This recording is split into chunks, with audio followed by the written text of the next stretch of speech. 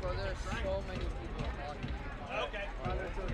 Someone's saying camera 5, someone's like having 3 different conversations. Seems like you're the perfect member. Ladies and gentlemen, senior night will begin in 5 minutes.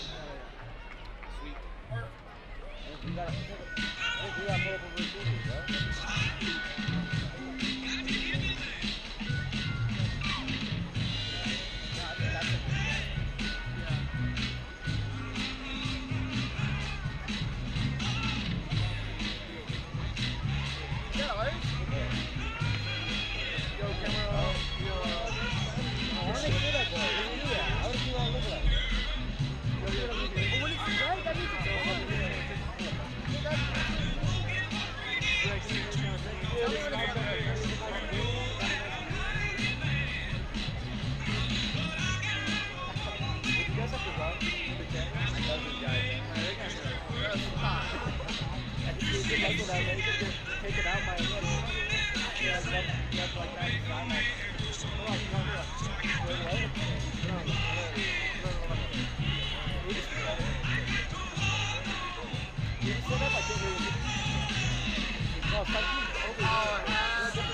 I'm the only one up there. I tried. Where's oh, that is the Jones? Where?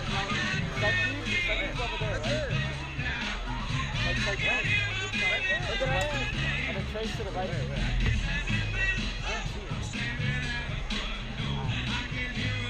Oh yeah, it is. My friend's like 20% right now, dude. I'm kind of screwed. I'm screwed for the signature. Yeah, I got it all now. Wait, get on their practice court. I'm on the right of my dog. Where? Right there. It's right now. Oh, hey.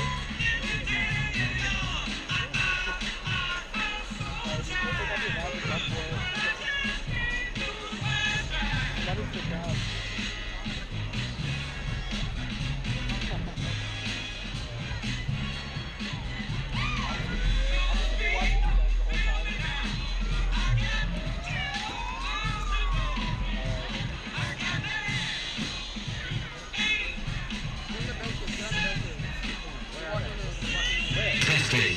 Testing.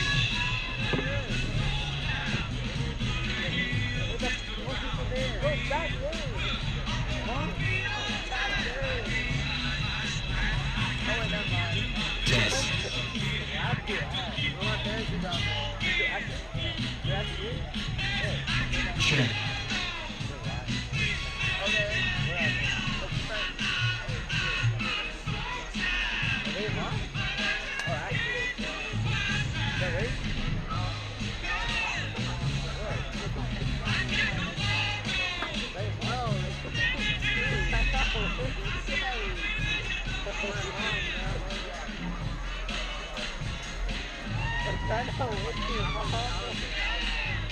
Not bad, I mean, you know, why is he smiling? I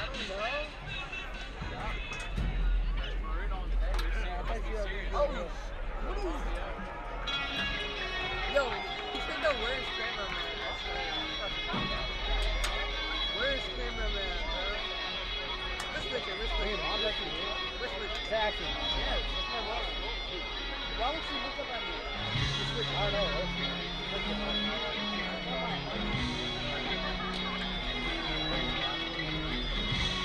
Can you take that with you?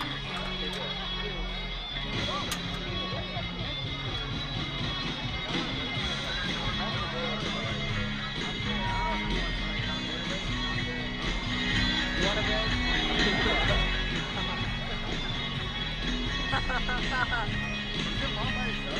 No, my dad's there. What's your dad? Oh, you went to get fruit salad. Huh?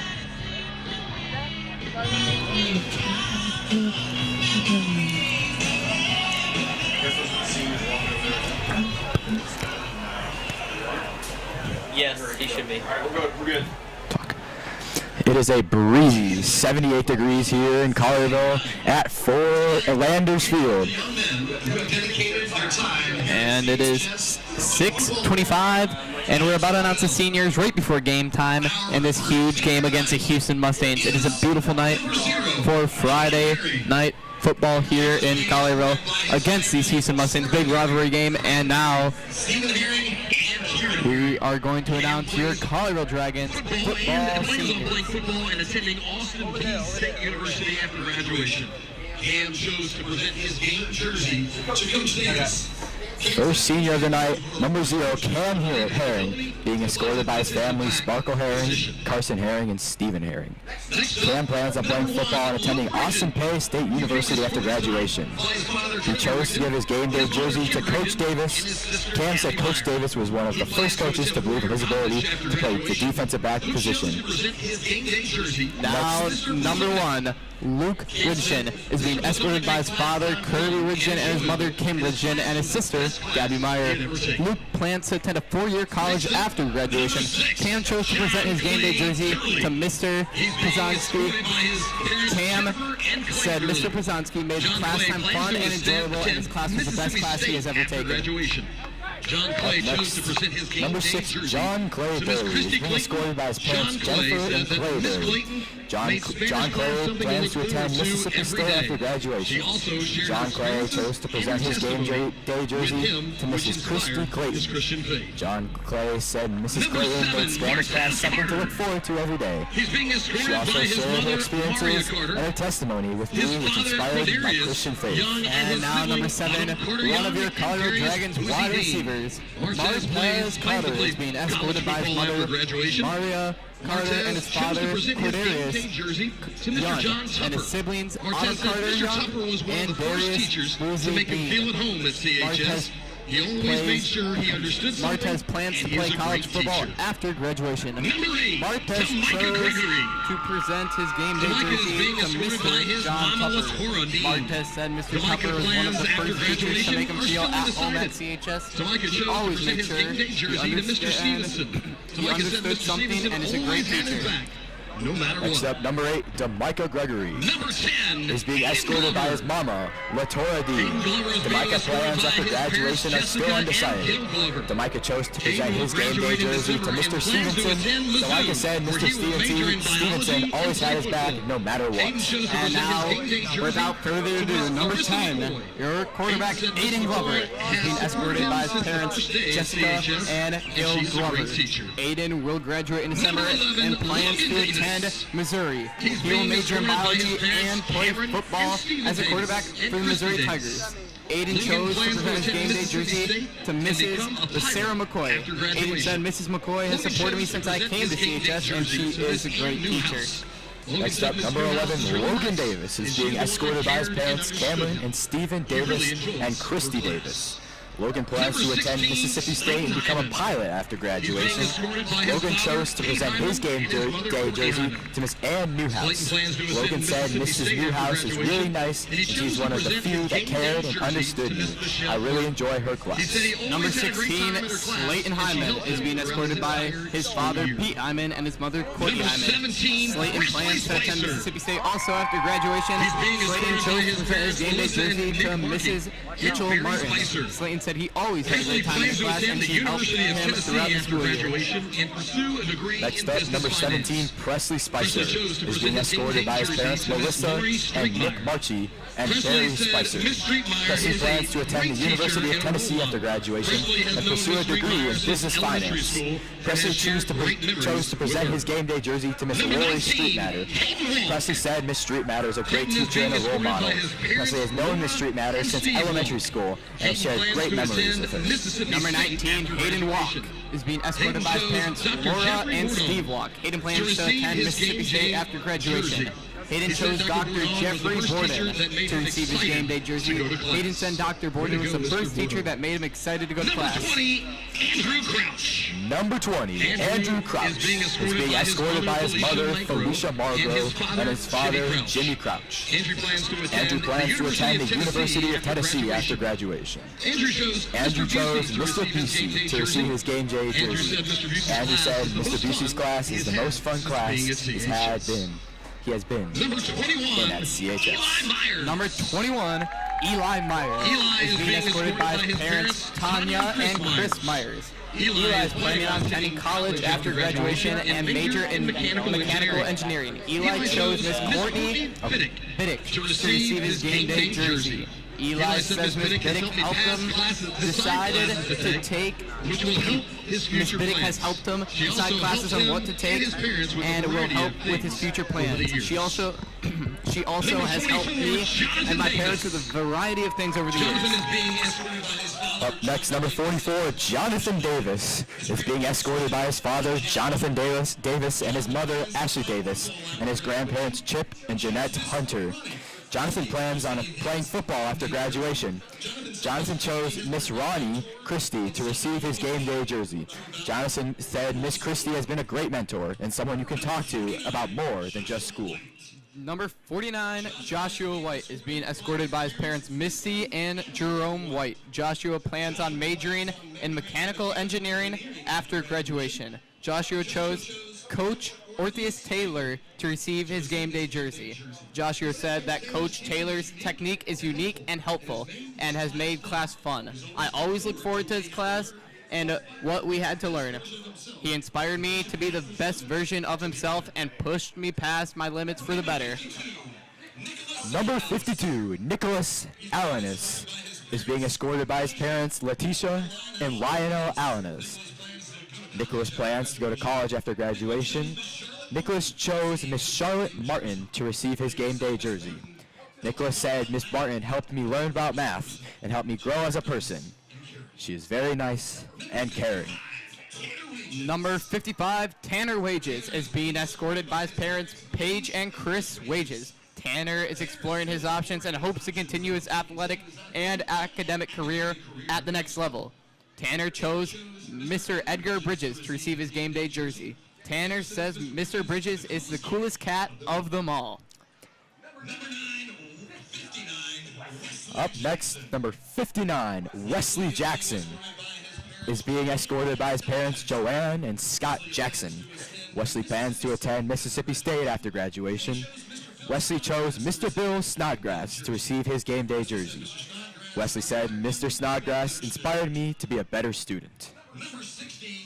Number 60, Jack Green is being escorted by his parents, Susan and Mark Green, and his brother, Jacob Green. Jack plans to attend a 4-year college and major in sports business after graduation. Jack chose Mrs. Elvira Romero to receive his game day jersey. Jack said Mrs. Romero has always been there for him since 9th grade. Up next, number 66, Robert Bordon. He is being escorted by his parents, Kristen and Tim Bordon, and his brother, DJ Bordon. Jack plans to attend Duke University, where he'll be a member of the Duke Blue Devil football team. Robert chose Miss Jennifer Sisson to receive his game day jersey. Robbie said that Miss Sisson is the best. Number 72, Noah Yarbrough is being escorted by his mother, Mindy Rackham, and his father, Shane Yarbrough, and his sister, Zoe Yarbrough, and his grandfather, Rob Rackham. Noah plans to study exercise science at the University of Memphis after graduation. Noah chose Dr. Brandy Blake to receive his game day jersey. Noah said Dr. Blake was always awesome, and she let me chill in her class. Number 77, Khalil Davis is being escorted by his parents, Dr. Ronnie and Joyce Davis. Khalil plans to continue playing college football after graduation and pursue his passion of becoming a businessman. Khalil chose Coach Austin King to receive his game day jersey. Khalil said Coach King pushes him for the better. Number 82, Eli Sisson is being escorted by his parents, Jennifer and Clay Sisson. Eli will graduate in December and plans to attend Liberty University, where he will play football and major in business. Eli chose Mr. Nat Northgrave to receive his game day jersey. Eli said Mr. Northgrave makes the day better. His class is always a great way to end the day, and he was there when I needed someone to talk to. And now our manager, Colin Ray, is being escorted by his parents, Tiffany and Aaron Way. Colin plans to attend Vanderbilt University, where he'll pursue his coaching career and major in economics. Colin chose Miss Olivia Bullock to receive his game day jersey. Colin said Miss Bullock is one of those teachers you just know cares about you. He learned more from her about being a better person than he has from any other teacher. Manager Kyle Toasty is being escorted by his parents Salome and Frank Tosti. Kyle plans to attend college after his graduation. Kyle chose Mrs. Angela White chose Miss Angela Whitmore High to receive his game day jersey. Kyle said Miss Whitmore High made him really enjoy his freshman year. Ladies and gentlemen, that is your Senior Dragons. And now, without further ado, Already? 5 minutes early. That concludes our senior night for our football players. Want to start early? Yes. And that concludes our senior night here. A breezy 78 degrees, 6:35, Friday, October 27th.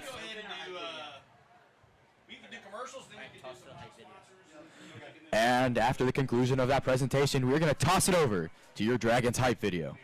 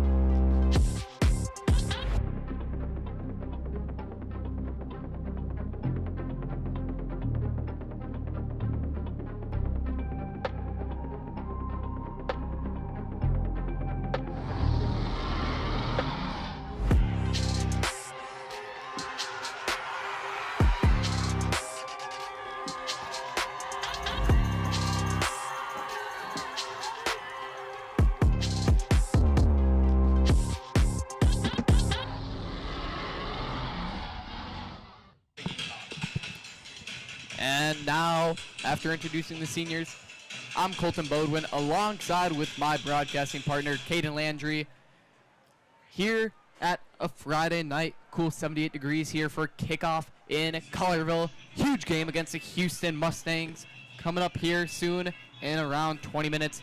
Pre-game talk. Now, I mean, let's go over to Caden here, and Caden will give you some rundowns about both of the teams. Both teams looking very, very identical coming into this matchup. Both 7-2, boasting an overall record 7-2. The Dragons, however, are 4-2 in division play, unlike the Houston Mustangs, who are 5-1. Big playoff implications. Both teams have already reached the playoffs, so no need to worry about any elimination. However, if the Dragons win this game, we do believe they'll be bumped up to ranked second in the division, which will give them home field advantage in the playoffs, which everyone knows can be crucial. Yes, it will, Caden. And today we are looking for a big QB battle between number 12, number 15, Chandler Day, and number 10, Aiden Glover. Chandler Day, like Caden said, these are very identical numbers. I mean, Houston is coming off 6 wins in a row. There's one similarity, and that is that they have both lost to Germantown 14-13 and 7-14. And now Collierville is 4th in the 6A division, and Houston is 2nd. A win here would boost Collierville to 2nd in the 6A division and give them home field advantage in the playoffs. Houston started 1-2 and now is turning their season around. They're coming off a big 37-0 shutout win versus White Station, and Collierville is also coming off a big 31-14 win at home against Whitehaven. Like they said earlier, it is senior night here in Collierville, so emotions and energy will be high here at the Landers Field. Yeah, and Houston comes into this game on a huge momentum roll. 6 wins in a row for these Mustangs. It's going to be hard for the Dragons to stop. However, the Dragons know what's on the line, and they are prepared to come out here and play ball. On senior night, a lot of these players playing in their last high school game. I mean, especially in the regular season, who knows alongside playoffs, but we are going to focus on this QB battle tonight. Junior Chandler Day taking on the senior Aiden Glover. I mean, these numbers are just about identical. Both quarterbacks average around 180 yards a game. Both quarterbacks have thrown 19 touchdowns, and both quarterbacks have thrown 5 interceptions. However, Aiden Glover has played one more game, and he has 1,600 yards on the season, while Chandler Day has 1,400 yards on the season. And one thing Aiden Glover can do is get that ball into his receiver's hands. 63% completion percentage to the 55 for Chandler Day. And that'll wrap. Talk. And regardless of where you are on your path to retirement, you can still take charge of your financial future today. Visit aceyourretirement.org and answer a few questions from Avo, your friendly digital retirement coach, for free tips, resources, and advice customized for your situation to help you feel confident and prepared for retirement. Retirement looks different for everyone. Make sure you're prepared for your financial future at aceyourretirement.org. Mi esposo, él siempre me ha apoyado que yo regresara a la escuela. Estoy muy orgullosa de mí porque las cosas que pensé que no podía lograr, lo estoy haciendo. Encuentra clases gratis para adultos cerca de ti en completatudiploma.org.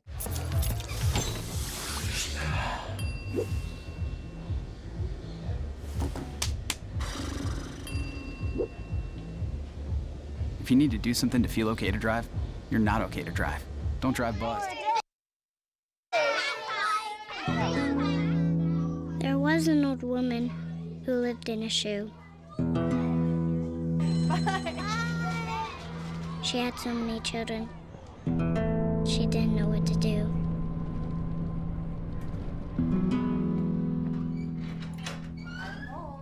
Did you have a good day at school? She gave them some broth without any bread. There you go.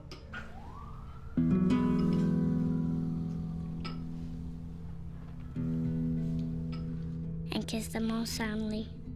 Night night. Good night. And put them to bed. Hunger is a story we can end. End it at feedingamerica.org.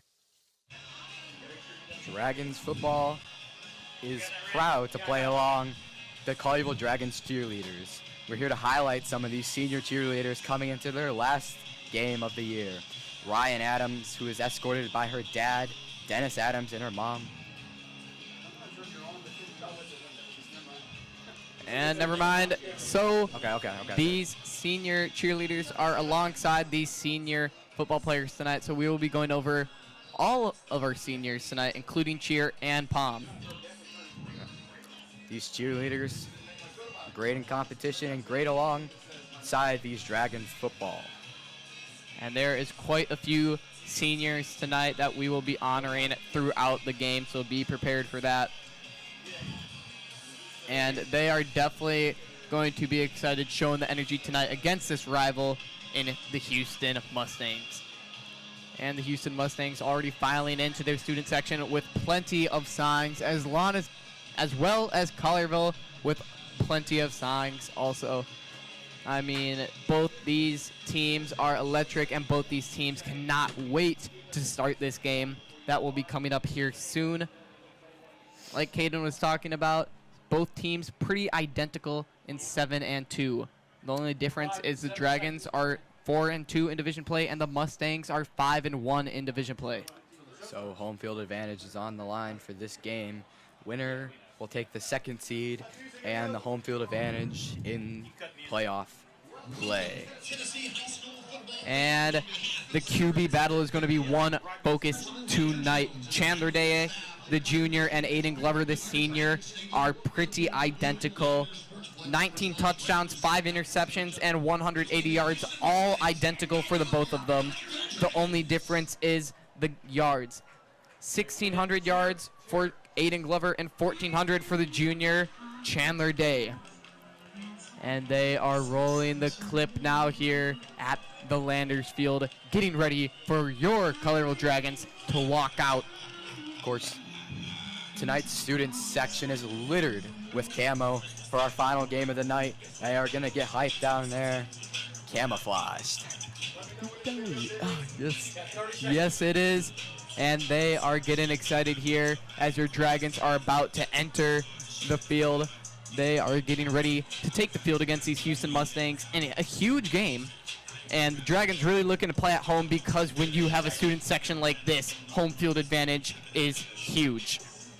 I mean, Germantown first in the 6A division with Houston second, Bartlett third, and Collierville fourth. A win here over the number 2 ranked Houston will...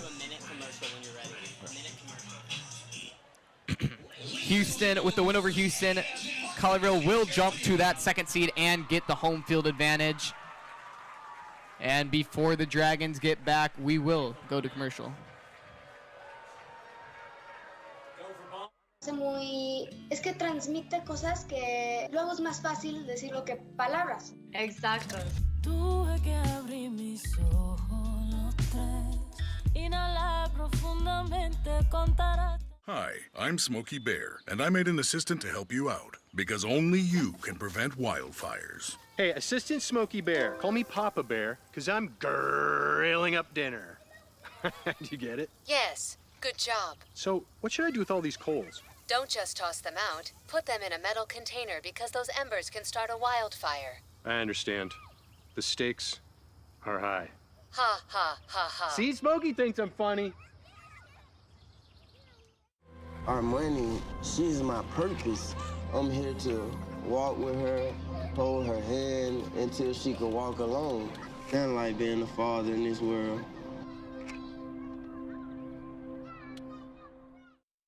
And we are back after that commercial.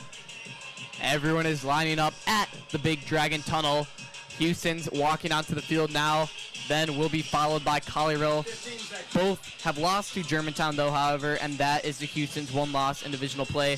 Houston is coming off a 37-0 win shutout versus White Station at home. The only difference between these two teams is that Houston did get the win over Bartlett 24-14, but that was a home game for them. And Collierville sadly lost to Bartlett 38-35 on the road. Even though it was a good game, could not get the win there.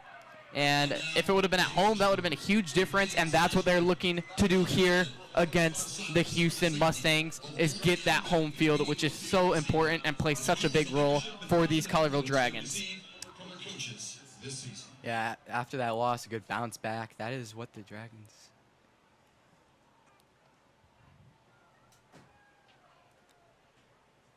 And we go to a moment of silence here in Collierville. Sorry for the pause. But that is what the Dragons are best known for, is their ability to bounce back. And we will play the national anthem. Some key players to highlight. We will go over after this national anthem.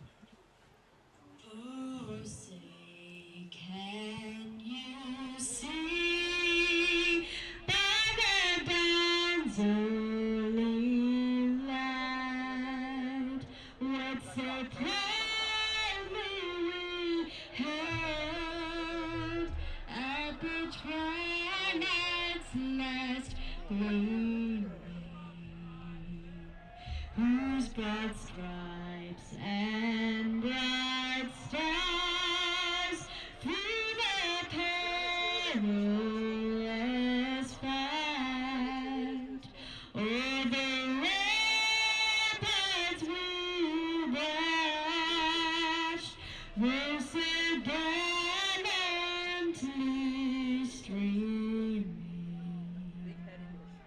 and the rockets roared below, the bombs bursting in air gave proof through the night that our flag was still there.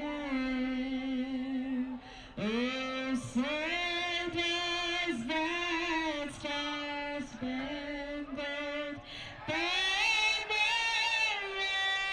wave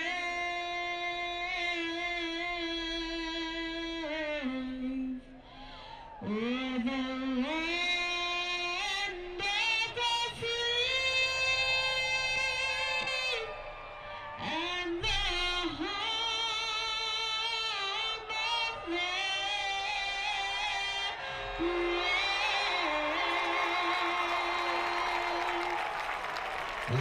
Just get everyone fired up for some football here in Collierville. Houston walking to the sideline now, and we are about to introduce the Collierville Dragons. 9 minutes till kickoff here at the Landers Field. Some key players are Aiden Glover, number 10 quarterback. Running back, Logan Davis, number 11. Wide receiver, number 4, Joakim Dotson. Wide receiver, number 7, Martez Carter, and number 8, wide receiver, Demicah Gregory on your high-powered Dragons offense. And the hype video is playing, booming in Landers Field. The student section is getting hyped for a beautiful night. I tell you folks, I'm getting chills, and it's just electric here at Landers Field in Collierville. Perfect weather, perfect everything as the stadium goes dark and the flashlights come out for your Collierville Dragons. The spotlight shining on the field as they get hyped for this game today. And the flashlights are coming out, the field goes dark as your Collierville Dragons take the field against the Houston Mustangs. Ladies and gentlemen, home field advantage during the playoffs here would be something special and a sight to see. Just based off of this one game, the atmosphere cannot be described. Students have been waiting forward to this game all year. This is the one game marked on our calendars that everyone is going to show up to. You already know every Collierville football player had this circled on their schedule. Every person in Collierville had this circled on their schedule. 7 minutes till kickoff, and you can just feel it here. Pitch black. Any moment now. I mean, this game cannot get much bigger than this. I mean, every single year, this is a huge game, and now you put implications on the line? I mean, Caden. It doesn't get any bigger than this. In some of these players, this is the last time they will ever step foot on a high school football field. Especially at home here for these Collierville Dragons, and this is something special. Key players for the Houston Mustangs are Chandler Day, number 15, Damon Sissa, number 10, Selly Davis, number 20, Derek Miller Jr., number 7, Sean Jones, number 5, and Wes Hayes, number 0. And those are just the offenses for the two teams.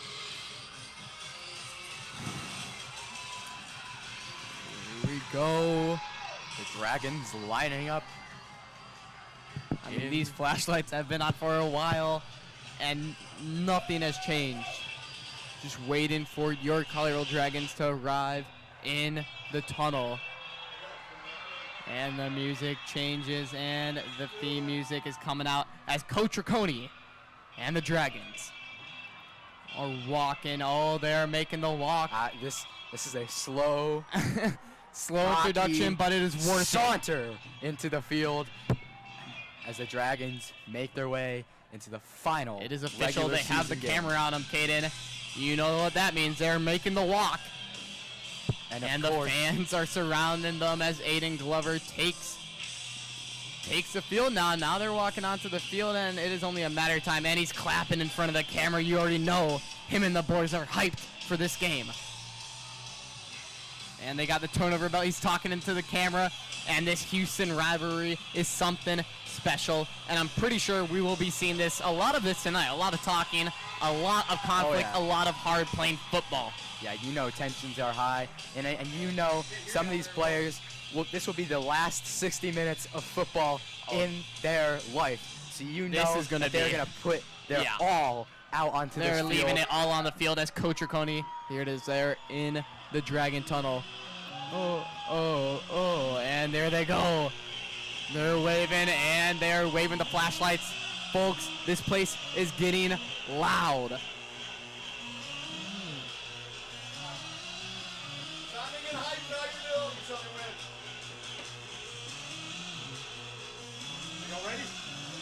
All right, go.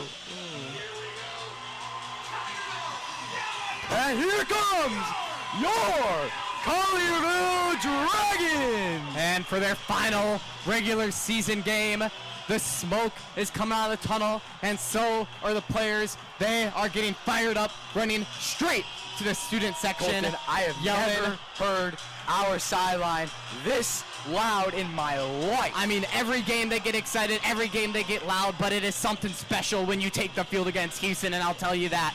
The cheerleaders, the pom team, the Dragons, everyone getting excited for this final regular season game and for their final game as the seniors are on the field. You know, everyone in this organization is ready to see the Collierville Dragons put a W on the board and to of close course, out.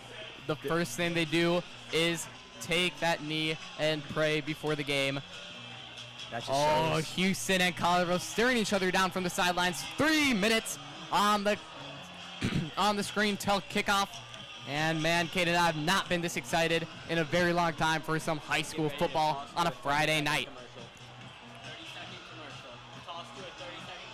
And now here we go. Right before the game, we will take you to a commercial. I made an assistant to help you prevent wildfires. Dude, I've got this. I've been camping since I was 5 years old. But I am a camping influencer. You know what? I'll bet you $5. Okay. Assistant Smokey, what is the best way to put out a campfire? To put out a campfire, drown with water, stir, drown again. Then make sure the fire is out cold by feeling with the back of your hand. Wait, really? I'll take the $5. Glover is gonna run it himself, in there for a Dragons touchdown!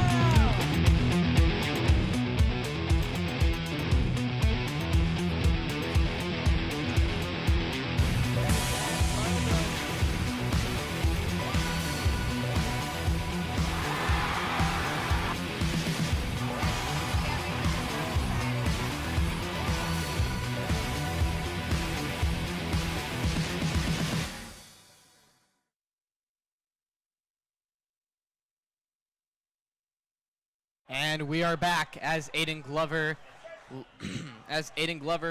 Jonathan Davis, Eli Myers, and number 84, Gavin Grant, my bad, number 82, Eli Sisson. All seniors take the field as long as all of the other seniors standing behind them.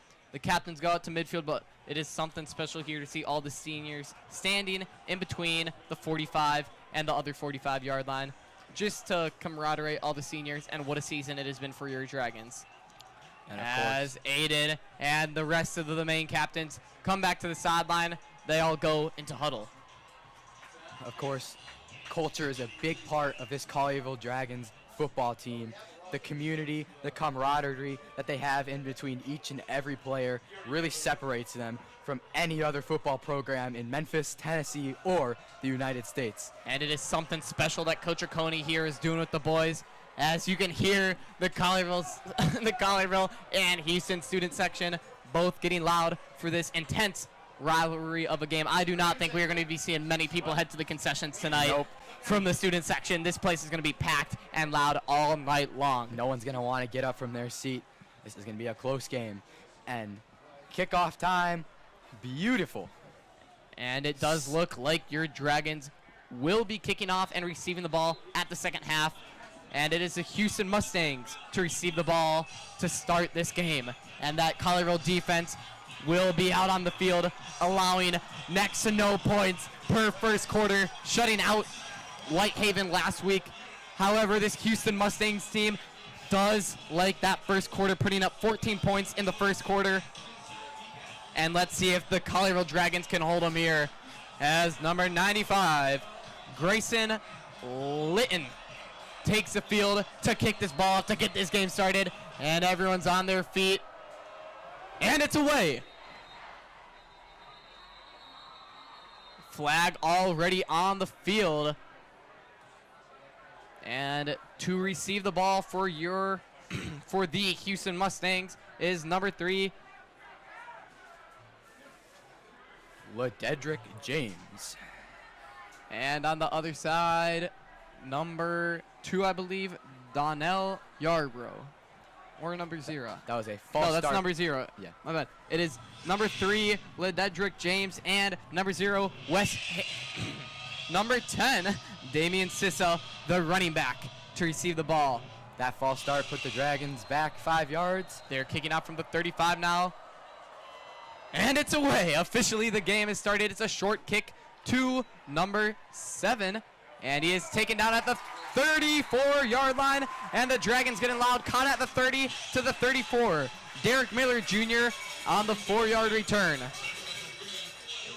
And the Houston Mustangs led out by their commander-in-chief, Chandler Day Jr., 6'2", 185 pounds. He takes control of this Mustangs offense. And he has been doing a good job, it appears like, in the first quarter, putting up 14 points in the first quarter, but I do not think Collierville is going to let that happen too easily here, as the defense has been shut out all year. This defense has held Germantown to 14 points. This defense has held Bartlett. This defense has held everyone so far. The runner-up state champs from last year, Beach, they held them to under they held them to under 10 points, or 10, I think it was 10 points exactly. But, this Collierville team and defense, we got to show love to them too. As much credit as the offense gets, you got to show love to the defense. And it is a handoff to start the game, and a flag comes in already.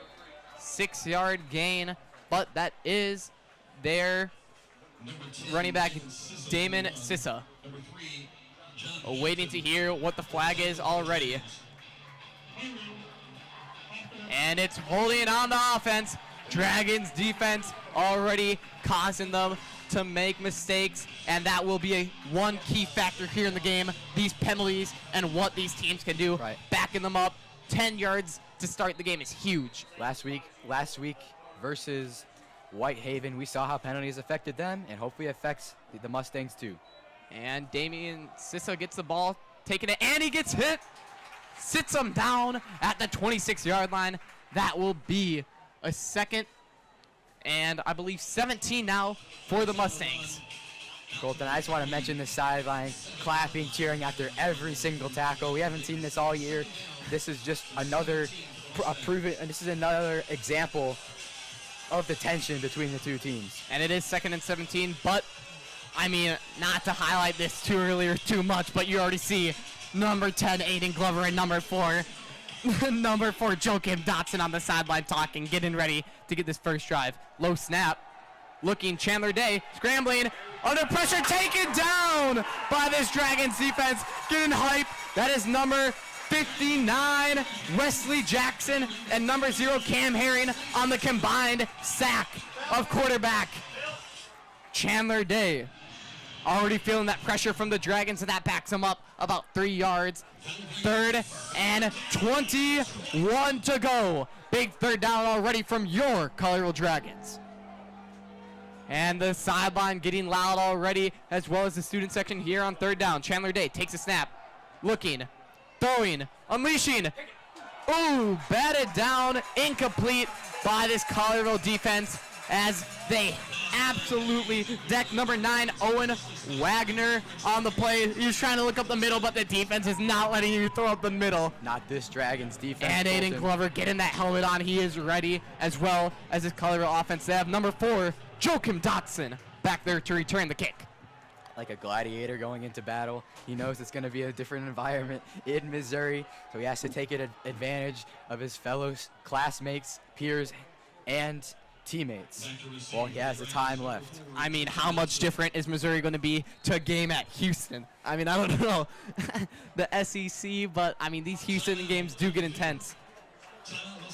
Charge time now already for the Houston Mustangs, making them burn through one early here in this first quarter. That was another thing we saw, Colton, in the Whitehaven game, is Whitehaven couldn't handle the Dragons defense. They were just, or the noise. Yeah, the timeouts got burned quickly, and it came back to eat them in the late 2-minute offense. Yeah, they're trying to drive down the field. It's not easy. Trying to get something before halftime. You got a rolling clock here in high school. Right. And they cannot do and call plays with this Dragons defense and with how loud this place is. I mean, Caden, this is a huge factor coming into every game, and you just can't prepare for stuff like this. Right. Yeah.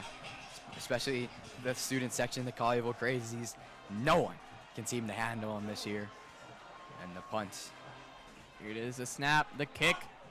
And it is a short one as Joachim gets under that, takes it from the 40 into Houston Mustangs territory to their 40-yard line. About a 10-yard return for Joachim Dotson as Aiden Glover takes the field. And this Collierville Dragons offense, their O-line is absolutely stacked. I mean, there's plenty of linemen here. Robert Borden, the senior who walked out earlier on senior night.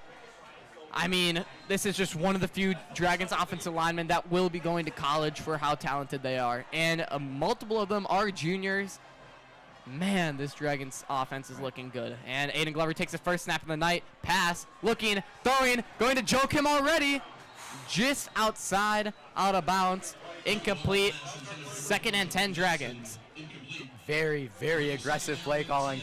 First down in Mustangs territory. Oh, yeah. He's already taking deep shots. I mean, Caden, if he caught that, that is inside the 5-yard line. Well inside the red zone. This aggression is what we need to see out of this Dragons offense in order to be the victors in tonight's game. As you could tell last week, Coach Riccone does like to take some shots early with that Joachim Dotson 66-yard touchdown pass to start the game last week, and he's looking to do a little something like that again. Take a shot early, catch the defense on their toes, and Logan Davis takes the ball for about 7 yards here, and this will be a 3rd and 4 for your Dragons. And now, Caden, can you tell me what we're seeing here with all the players meeting on the bench and the defensive coordinator? Not really sure what's happening, but I mean, they got to be strategizing something against this Houston offense. They come off of a 3-and-out against these Mustangs to start the game, and the defensive coordinator pulls all of them to the benches on the side and starts talking to them. Right. Can't let him get lazy. Can't let him get too excited about one drive, or else obviously looking off. Yeah, obviously liking what they're seeing, want to keep it going. Aiden Glover takes a snap, and it's a little short, incomplete. And that will bring up a 4th and 4 for your Collierville Dragons. Aiden taps his chest and goes, "That's my bad." And he will improve throughout the game. That is one thing that he does constantly, reading the defense and improving. And they're keeping the offense out there on a 4th and 4. Aggressive early, the sideline getting loud. The student section is overflowing. There's people on the side of the student section. This place is packed. Looking at the sideline, Aiden getting the signal. Logan Davis in the backfield, Joachim to his right. Martez Carter out left. He takes a snap, looking. On 4th down, he throws it to the screen. Logan Davis catches it inside the 35, inside the 25, taken down at the 22-yard line. And that is a 1st down for your Collierville Dragons. Beautiful screenplay drawn up. But wait, Caden, there is a flag on the play. Beautiful screen, but you're just wondering, is that an eligible receiver? And we will get the call. Yeah. And that is, you get those a lot on the screenplay. Yeah, An eligible receiver downfield. The lineman just moving too quick up the field. Yeah, and now sometimes what do you do if you're the Dragons? Do you punt or do you continue to be aggressive and go for it on this 4th and 10? I think if you have a successful 4th down play like that, you might as well be aggressive. And they're going to bring the punt team out. It's a long 4th down. You just want to be careful here Right. going against this Houston team. You cannot afford many mistakes, and you cannot make any stupid mistakes to cost you the game. And that will be punter number 84, Gavin Grant. Here on the punt, I mean, both teams get a 3-and-out to start the game. Defensive game, maybe? I mean, we'll just wait and see. Gavin Grant, beautiful punt. Oh. And number 7 there with a little trickery. That is Derek Miller Jr., the wide receiver. Waves his hands like he's fair catching it and moves out of the way and takes a touchback. As you can recall, last week, Gavin Grant pinned the Whitehaven Tigers down at the 2-yard line with a beautiful, beautiful punt. Trying to do that again, couldn't find it, but that will bring the Mustangs out to their own 20-yard line. And the defense looking to do what they did on the first drive, and that is a 3-and-out and stopping them early. You have number 7 for the Dragons in some pink today. Martez Carter lined up as cornerback, and they hand it off to their running back. Gets to the outside, bounces it to the outside, out around his own 38-yard line. And that is one name you're going to be hearing a lot tonight, Damon Sissa. I mean, averaging 75 yards. These Houston Mustangs do like to run the ball. Right, national average for rushing yards, a mere 22 yards. Caden Wait, could it be again? I see some yellow laundry on the field here. This is another penalty, backing them up. And that is another holding, backing them up another 10, Caden. As we said earlier in the game, penalties are going to kill both sides. It's almost sometimes, it seems like a game of penalties. Who has less penalties, this causes more yardage to make up, and that leaves a 1st down for the Mustangs. 1st and 15, only a 5-yard penalty, and that is Damon Sissa once again trying to get something going, but he just can't as the Dragons take him on once again. Corralled by these elite level linebackers on the Dragons defense. And that was Wesley Jackson once again, number 59 with the tackle inside. Big night for that young man.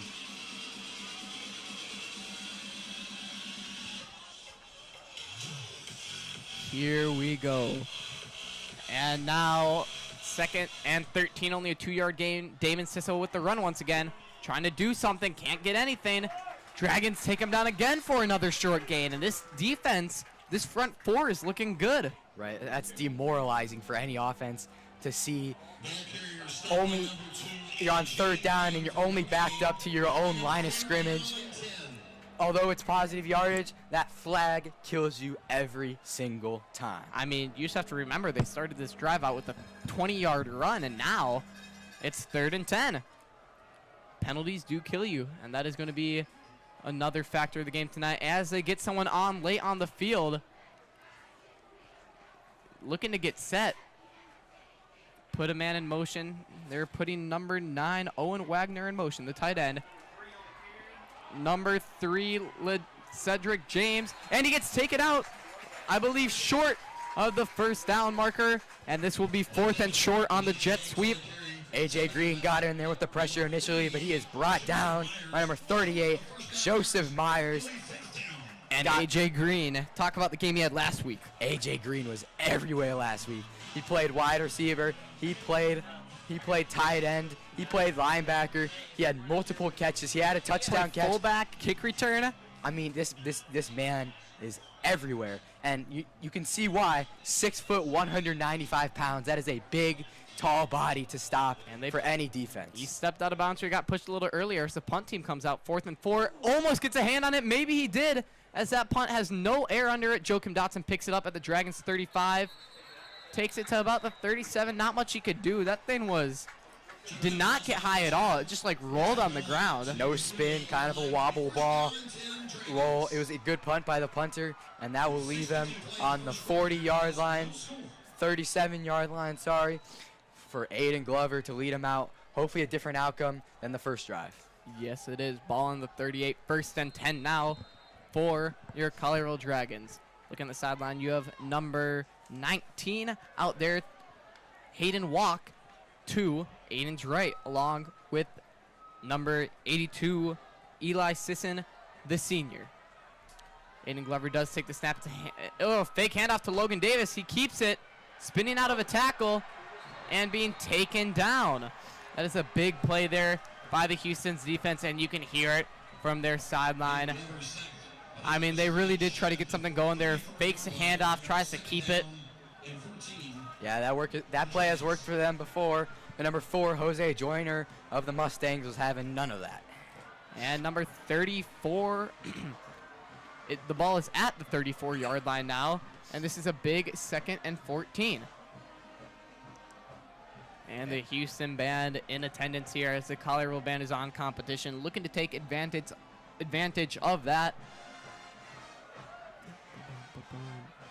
And Aiden takes a snap, drops back, looking under pressure, gets away from pressure, scrambling. He's loose to the 40, across the 50, into the Houston 40. The ball comes out, they're saying. Houston players motioning to their side of the field. The refs call it Houston ball. Aiden Glover gets away from pressure there, takes it into opposing territory, gets hit, and the ball does unfortunately come out around Houston 30. I mean, he took that from Collierville 30 to Houston 30 on a 40-yard run about there, and he just has to hit the ground and slide, but someone catches him from behind and hits that ball out. Yeah, beautiful juke move by Aiden, but when you're in the motion of sliding, your hands naturally come out, and that's where the defender comes in and knocks it out. I mean, good play there by the Houston defense, but you just got to hold on to that ball. As Sisson takes the ball, he's getting loose to the 40, into the Dragons territory, to the 20, into the end zone. Touchdown, Mustangs. Unfortunately for the Mustangs, there was a little bit of contact by one of their linemen, and that play will be reversed for a holding call. I mean, however, they are going to have to watch out for this guy, Damon Sissa. I mean, like I said earlier, you're going to hear his name throughout the night. Damon Sissa, I mean, that is like his 3rd big run of the game that all gets called back from these penalties. Holding on the offense again. But the holding was downfield. Yeah, I mean, it was a first down, but they only end up getting about 25-30 out of that. They take it to the Dragons 41. Only, I mean, even with his flag, he just rushed for the national average, but the national average of 25. And the Houston Mustangs guy hits the ground as they get him to jump off sides. Damon Sissa, this guy, I mean, that was explosive. He found the hole and he took it the length of the field. I mean, like I said, over-exaggerating it a little by the only, but as Ken was talking about, this guy is a beast, rushing for the national average in one play. That is their backup getting through the line, staying on his feet, taken down at the 5. That is their backup running back, number 20, Selly Davis. Right, both these running backs make it look effortless with their speed. Sorry. It just doesn't even look like they're trying when they're going out there and just running up the gap, through the A gap, through the B gap, make it look easy. They do get Damon Sissa back there, and he does take it in for a Houston Mustangs rushing touchdown. I mean, this is going to be a battle of size versus speed tonight. The big Collierville team taking on this fast and electric Houston Mustangs team. Right, some comparison. They take it in for a touchdown. A little confusion, but they do get the kick team out there. No flag on the play, we do believe. As the refs huddle as a meeting is taking place to see what happened on the play. I mean, there's one thing for sure, and that is this Collierville offense is going to need to get going and to respond. Right. And they signaled, I believe, a legal substitution on the Collierville Dragons, but the penalty is declined, and they do take the touchdown.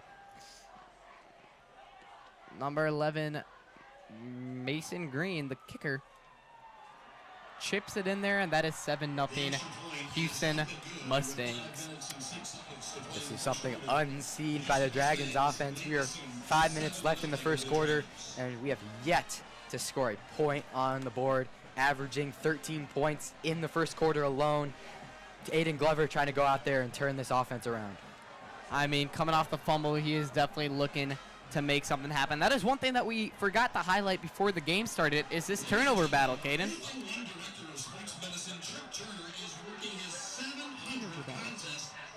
I mean, turnovers are going to be a huge factor coming into tonight. Both quarterbacks only do have 5 interceptions in 8 games for Chandler Day and 9 for the quarterback of Collierville, Aiden Glover.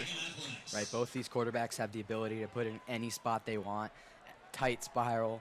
It's hard for these cornerbacks to come out here, especially with wide receivers, Joakim Dotson, Martez Carter, DeMicah Gregory, fast, speedy, and have good hands.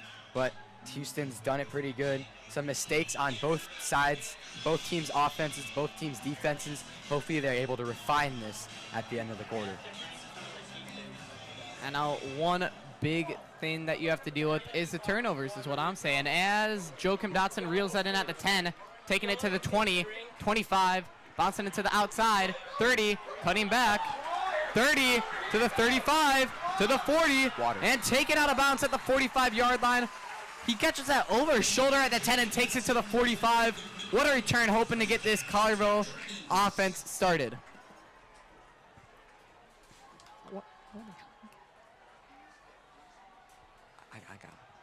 Attention, Lindsay Talarico. Your keys are at the hospitality tent. And here you go. They call it the 46, 1st and 10 Dragons from the 46-yard line. Let up a Missouri commit, Aiden Glover. He is looking to make a turnaround. You could hear the overrated chants from the Houston sideline. He's trying to prove him wrong. And off to Logan Davis. Logan Davis is just going to get back to the line of scrimmage. Logan Davis on the carry. Short gain tackled by number 76, Travis Shaw. Really 2nd down and 10 for the Dragons. On the Dragons logo, 2nd down for the Dragons. This Houston defense has been doing a great job. Of course, some not so friendly banter going on between these two teams online, in person. Online, in person. Lots of banter toward Aiden, but that's only because they know he's committed to a D1 college. You're going to get the hate, and he's trying to prove it wrong. As he takes a snap and he launches, looking for his man, Joakim Dotson. Hits his hands, and it falls out as he's hitting the ground. Incomplete pass. Another deep shot in double coverage for these Collierville Dragons. Beautiful throw. Aiden Glover just locates it right in his hands, but unfortunately, you can't make every catch you get, and only players to do that is Larry Fitzgerald, pretty much. Putting up some NFL references. Unfortunately, Joakim Dotson is anything but Larry Fitzgerald, but he does have offers to big schools, Tennessee, Missouri. He proves his talent on the field. I mean, that is one thing that we are looking forward to, is seeing what these two can do tonight, as it is a big 3rd down, and Aiden does take the snap under pressure. Getting away, holding on to, and they're going to whistle him down, and he throws him down after the play. That is number 9, the middle linebacker. The middle linebacker, Owen Wagner, the middle linebacker / tight end, playing offense as well. As this punt team comes out there, that is a huge sack if you are the Mustangs to get them. I mean, no chance. They're going for it now on 4th and 18, so putting the ball back in your hands. The Dragons have yet to get a 1st down. Yeah, Michael Bradley on the sideline, visibly upset. It's just been a blow-up of this offense so far. I'm sure the halftime talk will make sure that they get this Dragons team back on track. And I have heard from multiple players that Coach Ricconi's halftime speeches do really make the game different. He gets those boys fired up at the half. Right, that's the effects of a good coach that can have that's the effects a good coach can have on a team. You could have the best team in the world and have a bad coach, and it affects their mood, their quality of play, and everything below in that category.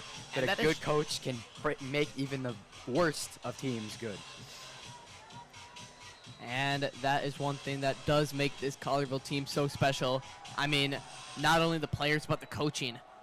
as Sisson takes, not Sisson, number 10, Damian Sissa, does take the ball again for a first down. 15-yard gain and a first down to Houston 40. And this guy is going to be a problem for the Dragons tonight. We do need to stop him here. Coming up. And we will.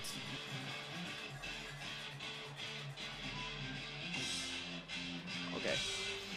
And now it is Chandler Day, number 15. He takes the snap, hands it off to the backup running back, number 20, Selly Davis, and he is taken down for a gain of 1. As Damon Sissa's helmet does come off on the last play, and he is now on the sidelines. Yeah, that's a rule. If your helmet comes off, you got to come off. And number 2, AJ Green, limping off the field now. That is not going to be good. He's going to go through the table with the. Oh, he is frustrated. Throws his helmet down. We saw him get some injuries last week.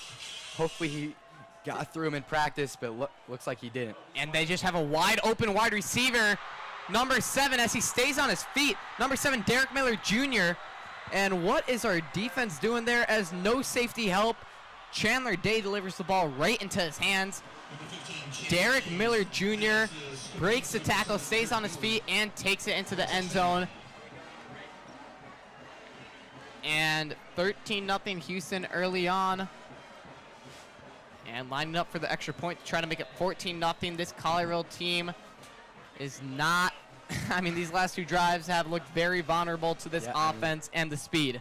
Mustangs offense averaging 14 points a game. They are living up to their statistics.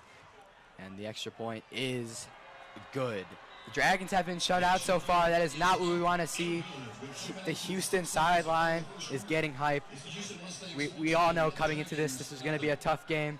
But the Dragons will turn this game around with Aiden Glover and Coach Riccone. Houston has talked a lot, and it's looking like they back it up. So far, with 2 minutes left in the first quarter. So, I mean, the coach is talking there on the sideline to the offense, and they're really looking to get something going. They have yet to been able to get a first down or really move the ball in general. Back at the AJ Green injury, looks like he's getting some tape on his foot. I mentioned this last week, the extremity injuries, upper extremity, lower extremity, they can be preventable and they are easy to cure, but they can also hurt you much, much, much more. Looks like he's having issues with his left foot. Hopefully the physical trainers can get that bandaged up and put him right back out on the field. They are taping it up, and it looks like he will go back in. I mean, you just know this guy, AJ Green, is really tough going into one of his final games as a senior, as number 7, Martez Carter takes the kick return and gets tackled at the 17-yard line. 1st and 10, Collierville Dragons looking to get something going here. I mean, both these student sections show no sign of slowing down throughout the game here, Caden. Yeah, I mean, Houston student section has been persistent. We are hearing some heckles, we are hearing some chants, but the Dragons student section, the Collierville Crazies, have also been persistent, sticking with their team, even with the goose egg laying on the scoreboard right now. Hopefully Aiden Glover can go out and turn that 0 into a 7. And that's just what he's been doing all season, and it looks like he can do it again, averaging 12.8 points of offense in the first quarter, and it's definitely not going to hit that yet, but trying to get something on there. Logan Davis takes a handoff, and he does not have anywhere to go. No blocks. He falls forward for a gain of 3. Yeah, if I'm Coach Riccone, I can see that this run offense is not working. This defense, this Houston defense has a great interior D-line, exterior D-line, and great linebackers. I just highlighted about 80% of the defense right there. And especially number 78 out there, Rod Conklin. I mean, no, my bad, 76, Travis Shaw. That dude definitely gets to the running back. So, Aiden Glover now trying to hard count him. Looking at the sideline, 1:20 left. 2nd and 6 to go after a 4-yard carry by Logan Davis as he falls forward for 4. Fakes the handoff, looking, throwing, and he gets hit. Number 7, Martez Carter, fails to bring in the catch, but he got hit before the ball ever got there. Looking for a flag, didn't get it. late hit, but that'll bring up a Dragons. I mean, third down. You just can't call everything in a rivalry game like this. There are going to be some hits like that, little late, little early. Right. But, I mean, you're not going to get every call in this game, and that's just going to have to be something that both sides try to work around. Probably the most physical game of the season. For either team, for sure. As Aiden Glover does take the snap, looking for the Dragons. First down, looking, throwing, finds number 4 and number 7. Derek Miller Jr., wide receiver and cornerback, bats it down. Coming out of the safety position, comes and swats it down out of Joakim Dotson's hands. And Caden, take it away about this punt team again. This is now the third time this punt team has been out in the field. That is the exact opposite of what Coach Riccone wanted to see coming into this game. No one really imagined this high-powered Collierville offense, multiple D1 offers through all of the offense combined. That's not what they just imagined, is laying 0 points on the board in the first quarter. That's what it looks like. That's what it looks like Beautiful here with punt. a minute left. Yeah, almost blocked it. Bounces at the 40. He reels it in. And that is number 17, Presley Spicer, with the tackle. As soon as he picks that ball up at the 35, I mean, number 7, Derek Miller Jr. trying to get something going, but he just can't. And Coach Riccone knows one thing is for sure. He needs to stop these running backs. Damon Sissa has just been all over the field, all up and down the field. He has seen every inch of this field on his legs. He's like a horse out there. And that might be why he is on the Mustangs in general. I mean, there's not much you can do right now if you're the Dragons. You have this offensive line giving Glover time, but this secondary for them, as Sissa tries to bounce it to the outside, and he's taken down. That is some progress we are making here. Only gain of 2. So, I mean, something got said, and this hopefully is an improvement going forward. 35 seconds left on the clock, time running down. Pretty sure they are going to have to run another play before before the end of the first, as it is 14-0 Houston with the ball.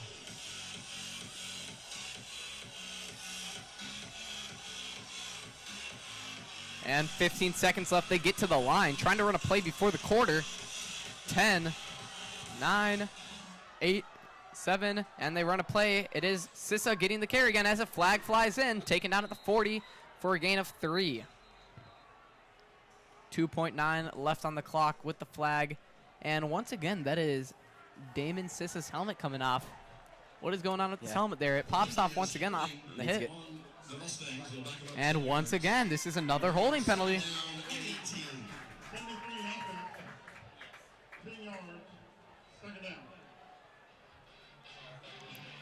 That is I'm just going to huge mention it 10-yard again. penalty.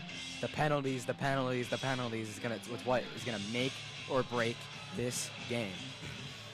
Caden here will keep you updated with all the penalties, and they do let the clock run out once they get set. And that is the end of the half, and we will take you to break. 14-0 Mustangs at the end of 1. See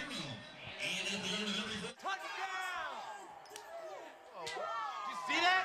Whoa, we scored? Yeah, we scored. We're going to the playoffs. I can't believe I missed that. Every time I'm buzzed, I spend too much time on my phone. What? I should take your phone away. No. I'll call for a ride. Hey, why does my face look like that? I'm playing with these new face filters. Okay, you know what? Yep, that's mine. I'm gonna need that back. No. Kevin!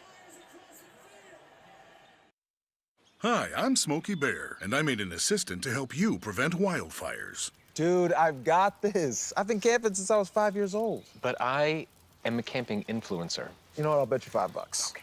Assistant Smokey, what is the best way to put out a campfire?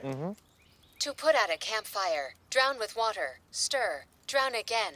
Then make sure the fire is out cold by feeling with the back of your hand. Wait, really? I'll take the $5. And we are back as they switch sides of the field. Big 2nd and 18 here for the Houston Mustangs. We are on the Mustangs 32-yard line as we bring you another quarter of Dragons football. Score is 14-0. The Mustangs are up with a shutout on the Dragons so far. And they hit him behind the line, and they take him down at the 25. Number, is that 50 or 59? It is hard to tell from up here in the booth. That is 50, Caleb Reed on the tackle. Caleb Reed still has another year on this Dragons defense. Young, promising man here, and it will leave a 3rd and very long for this Houston Mustangs offense. I mean, basically tackled at the line of scrimmage, 3rd and 18 here. They're going to need a big play. And there's going to be a timeout called, waiting to see who it's by. Maybe a timeout on the Houston Mustangs. That is their 2nd timeout already in this half. Only down to 1 timeout left. That might come into play if they're running a 4-minute offense or a 2-minute offense and they don't have an ability to stop the clock. I mean, we will see if it is worth it here coming back after the 3rd. They obviously have something they're trying to draw up here on 3rd and 18. Right. This defense just needs to make sure that Damon Sissa does not get through their D line. That was what he's been doing this entire game, and once he gets through your D line, you can pretty much call any chances of stopping him on 3rd down over at that point. He's too fast for any linebackers to come across. And it just makes me smile seeing this Dragons sideline jumping up and down, supporting their team, trying to get hyped for this big 3rd down. And they do not have a running back in the backfield. Get ready. This is going to be a pass. Number 10, Damon Sissa on the left, and never mind, they're putting people in motion, putting everyone at the line. Sissa in the backfield. Handoff to number 9. Number 9 pitch to Sissa. Sissa to the outside. Sissa trying to make something work. Taken down by the Dragons at their own 27. Try to do a little, I don't know what to call it. It's like a read option. Yeah, he pitched it to number 9, Owen Wagner, and then it's a speed option. That's what it's called. Owen Wagner gets the ball, and he's running. And if he has a hole, he's going to continue to go, but he didn't have anything, so he pitches it back behind him, a lateral to Damon Sissa, who tries to make something work, but he just cannot, and that brings up a big 2nd and big 4th and 18 for these Houston Mustangs, This is what the Dragons needed. They needed a 4th down stop. They will have, hopefully, good field position, and, almost got a hand on it. To the 40. Joakim backs up, and he just lets it roll to the Dragons' 35-yard line. Hopefully Aiden Glover in this offense can get something moving. New quarter, new offense. That's one of Coach Ricconi's big beliefs, is 1 quarter can never define an entire game. As Aiden Glover will talk to his men in the huddle, leading them out against this high-powered Houston defense. 2 men on the left, number 7, Martez Carter, number 19, Hayden Walk, both big game changers, and of course, Joakim Dotson all alone on the right. Glover. Handoff to Logan Davis. Logan Davis is going to break it to the 49-yard line, and that would be just short. 44-yard line, and that is 2nd and 1 for the Colorado Dragons, looking to get their first down now. Not trying to jump to conclusions, but I think we will have a 1st down on this drive. Yep, hopefully. This is, it's football is just an exponential game. Once you get 1, you get 2, you get 4, you get 8, and it just keeps building on. And that's what these 1st downs will build on. They build momentum, and that is exactly what this Dragons offense needs. And hopefully this is the opposite of that for the Houston Mustangs. I mean, they had a few big plays, and now hopefully it's just less and less as Logan Davis takes up the middle, gets a 1st down and more. 40 to the 44 of the Houston into Houston territory. No flags, and that is a Dragons 1st down. 1st of the game, and hopefully keeping it going as Logan Davis gets subbed out of the game after those 2 runs. Man down on the field for the Houston Mustangs, Owen Wagner. And that'll be a timeout on the field. That is huge for the Houston Mustangs. That guy has multiple tackles today. And with this injury, we will take you to break. Glover is going to run it himself. In there for a Dragons touchdown.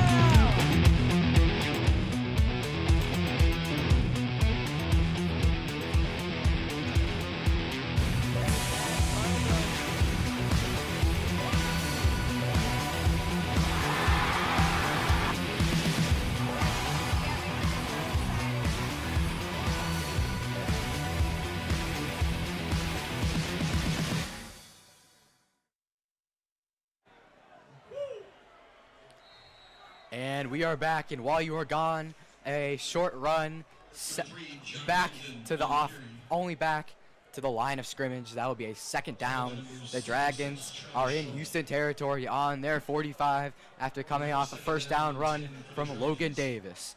Aiden Glover looking at the sideline, looking toward his coaches, his players, his teammates. He relays his message to the huddle. On the left, number 19, Hayden Walk. All alone on the right, Joakim Dotson, his big favorite target. One difference they do have is John Hampton in the backfield now. High snap, number 7. That is Martez Carter taking on the jet sweep. Back to about the line of scrimmage, 1 yard gain. This will be a big 3rd and 10. And they go 2 run plays there. Can't get anything going as Logan Davis comes back onto the field. Same wide receivers in. Martez Carter and Hayden Walk on the left. As I say that, Hayden Walk gets put into motion, and he is now on the right, all alone. Him, and now they also do have number 82, Eli Sisson, out there as tight end. And now on this left side for Aiden, in case he rolls out to the left, is who else but Joakim Dotson and Martez Carter. He takes a snap, looking to the left, loads up, fires. This is Joakim. No, that's Martez. And he throws that flag, and that was pass interference. Martez goes up for the ball, and they're just pulling him down. I didn't want to say anything too early, but they will call that on either number 7, Derek Miller Jr., who did make that play earlier, or number 35, Chico Williams. Both of them making contact with Martez Carter as he's trying to come down with the ball. We could see that contact from up here in the booth. Of course, didn't want to say anything too early. Looks like a little yanking of the jersey caused him to go down prematurely before that ball even got anywhere near him. Of course, it was a very catchable ball, which gives the referee plenty of reasons to throw that defensive pass interference, and that will cause the Dragons to have a first down on the Houston. That is a 15-yard penalty, and there it is. On the 29 now in Houston territory, getting into that red zone territory almost, as Aiden Glover takes a snap, handoff, Logan Davis looking to make something happen, and he just gets stuffed. Yeah. I mean, if you're Coach Oconee, you gotta start letting this ball fly here. Corralled by that defense. I mean,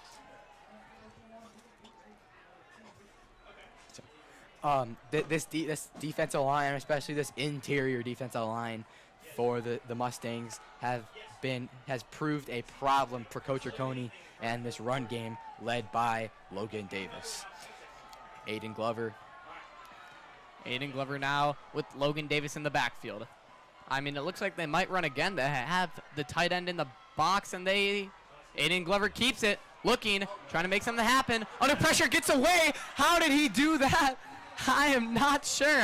He does get taken down for a loss. I thought he was down for a loss of 15. Aiden Glover's awareness in the pocket is immaculate. He puts him above the rest. He looks around. He sees he's surrounded by 3 Houston players, and he still manages to get back almost to the line of scrimmage. It was a loss, but it was much better than a sack. I am 10 yards on the line of scrimmage. I'm just surprised he got away from that. I thought he was down for sure. That was shaping up to be out of field goal range, and he gets that all the way back up there. Not to get too excited, it is still 3rd and 13 to go, but I really thought he was down there. I was about to announce a sack, and they do have 4 out wide.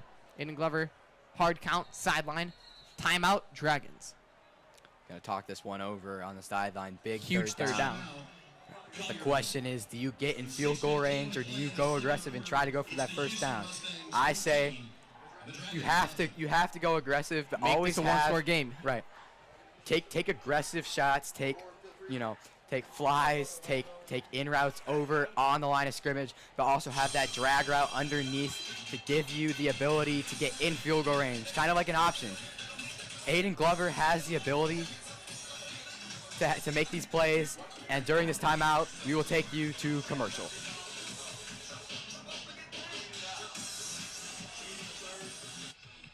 Accomplished after I got my diploma. Made me feel that I could take on whatever challenges life throws at you. Find free adult education classes near you at finishyourdiploma.org. I know kids worry about a lot of things. Getting enough food to eat shouldn't be one of them. Through a nationwide network of food banks, Feeding America serves virtually every community in the United States. See how you can help your community. Visit feedingamerica.org. We are back here as the Dragons go into huddle. Big 3rd and 14. Down 14. Looking to make this a one-score game here on this drive. Dragons led by Aiden Glover on their own 30. Carter Sisson. Oh, and he's taking a shot. That's Joe Kim. And that is picked off. Looking for a deep shot, looking for a flag, and they just can't get anything going. And that is his 6th interception of the season. Aiden Glover seems to be in a little bit of disbelief. There was a lot of contact on that deep shot. Yeah, a lot. Unfortunately, the ref did not call it. Illegal formation on the offense, and just what are they doing here? Right, that is not the way you want to go out. 2 first downs for the Dragons, but they just couldn't make anything of it, and that is still a 0 on the board for the Dragons. And I don't want to get too down here, but I mean, having it at the 2 really doesn't do much when they do have Damon Sissa. Right. 6 minutes left in this. They really got to load this box up here, Caden, if they want to stop them. Exactly, and that's. I mean, a safety would be huge here. Get the ball back and the 2 points. Right. So look forward to that, but I mean, Damon Sissa has been a beast, and that's who they give it to, bounces to the outside, and he just finds a hole and he gets through. Right. Damon Sissa's vision is what allows him to get almost quadruple of the national average. He sees a gap and he goes through the gap. No pulling, or the pulling guards also help him out. We got to give credit to this Houston offensive line. Lots of pulling guards, lots of coming across, lots of blocking. Beautiful play. And that pulling block was led by number 78, Rod Conklin. And flag blown before the play. Is this a false start or an offsides? That is the question. Pointing back. Both teams still at the line of scrimmage. They're wondering if it's going to be going back or if they're going, and it is a false start. Move them back. And once again, completely those penalties.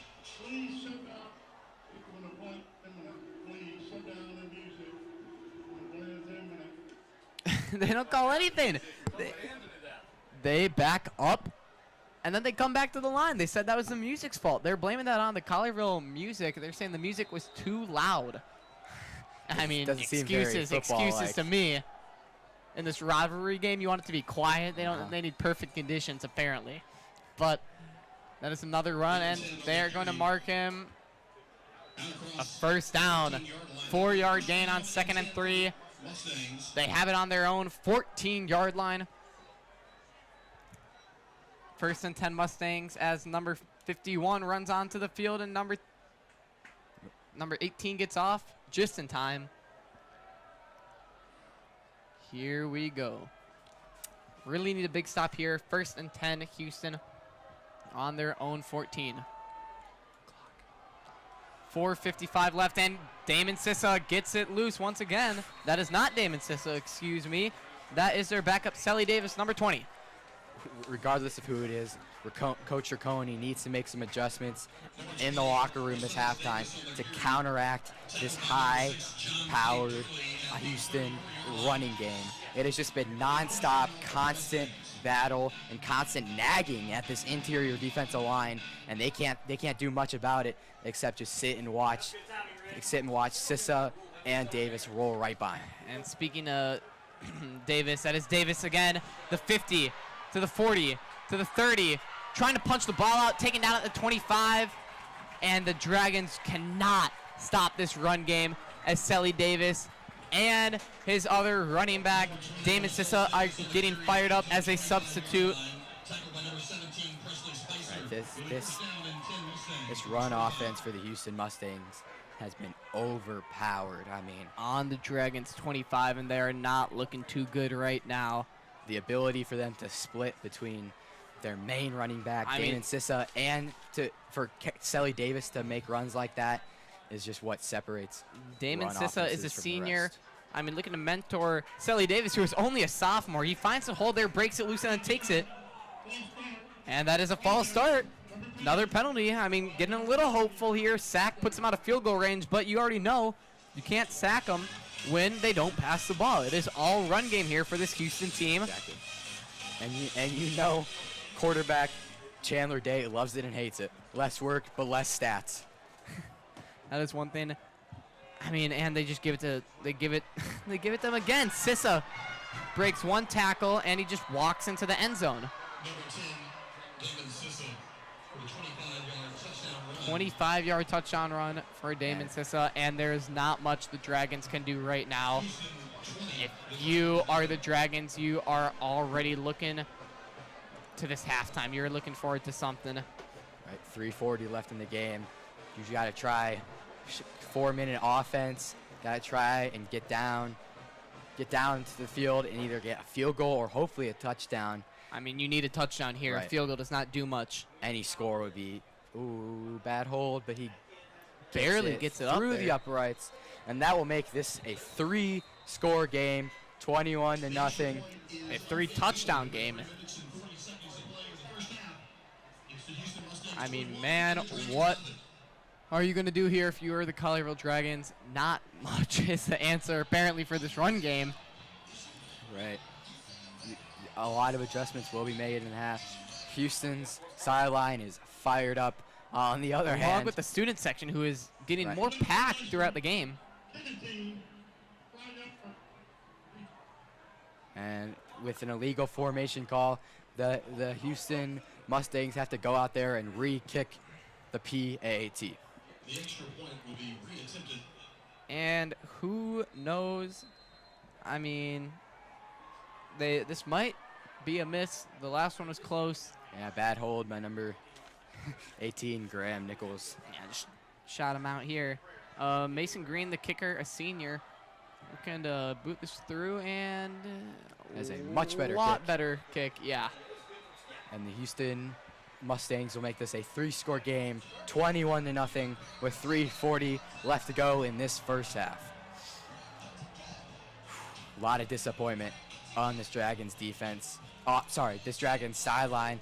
Coaches talking, coaches yelling, coaches just showing every form of disappointment for their players. But they got to persevere. They got to be determined. They got to head into this half with hopefully a point on the board and adjustments made, getting ready for the second half. Better snap, better hold. 21-0. 21-0 Mustangs as we take you to break. When it comes to making plans, you are the best. The same way you plan each detail for those moments, start planning to protect you and your loved ones from a natural disaster. Protecting your family is the best plan you can make. All right. And we are back with some Collierville Dragons football off of a Houston Mustangs score. Leaves the score 21-0 with 3:40 left to go in the second quarter. As Mason Green chips this one, really short kick here, received by number 8 to the 40, to the 45, inside the 45 to the 47.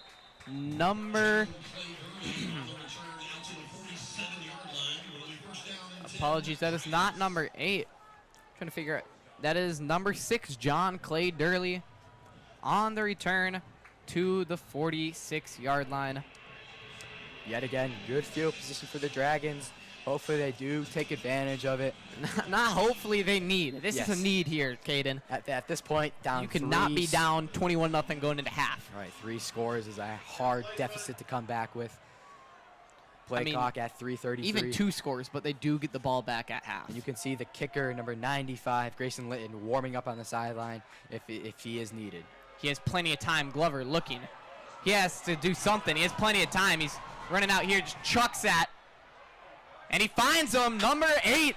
Huge completion into Houston territory at the Houston 31. Number 8, DeMicah Gregory, just wide open. And there's a flag on the play. These penalties are killing both offenses. And hopefully let's hope this is on Houston. Doesn't look like it, though. DeMicah Gregory wide open on the sideline there. If the penalty is on the defense, it will stand as a 26-yard completion. Lots of talking. They get a third opinion, a third ref coming in here. And they're meeting around, like, in between the two. Wonder if there's a flag at the spot of the foul, legal touching, move them back 15. Something happened, but the Dragons aren't at the 30. And here's the call from the ref. 2 fouls, back of the play, personal foul on the defense, late hit out of bounds. Personal foul, 55 on the defense. And 2 fouls on the defense, 2 personal fouls out of bounds. And that takes them from the 31. And they add yards going from the 31 all the way to, wow, that is a huge 15-yard penalty to put them at the 15. With 3 minutes left in this game, that personal foul calling penalty. Yeah, I mean, after the play's over, spot of the ball, which means 15 yards are going to be added onto the already 26-yard completion. And we are now taking them in the Houston Mustangs red zone. I mean, with the 2 penalties combined, 15-yard plus a 5-yard, that moves them from the 31. Whoa, moving them even closer. They're just adding yards. 15-yard and 10-yard. That brings them down to the Houston 8-yard line. I mean, that is let alone Aiden Glover Aiden Glover off the back foot, way downfield to the 30, to number 8, DeMicah Gregory, plus the penalty. That moves them inside the 10, and this is the thing the Dragons needed. This is what they need. That is a 54-yard play right there between the pass and the penalty. 3 minutes left. The Dragons have plenty of time to go 8 yards in the red zone. This is where Aiden Glover shines on these quick slant routes, out routes. His spiral is so tight and fast that he can get it into any receiver he wants effortlessly.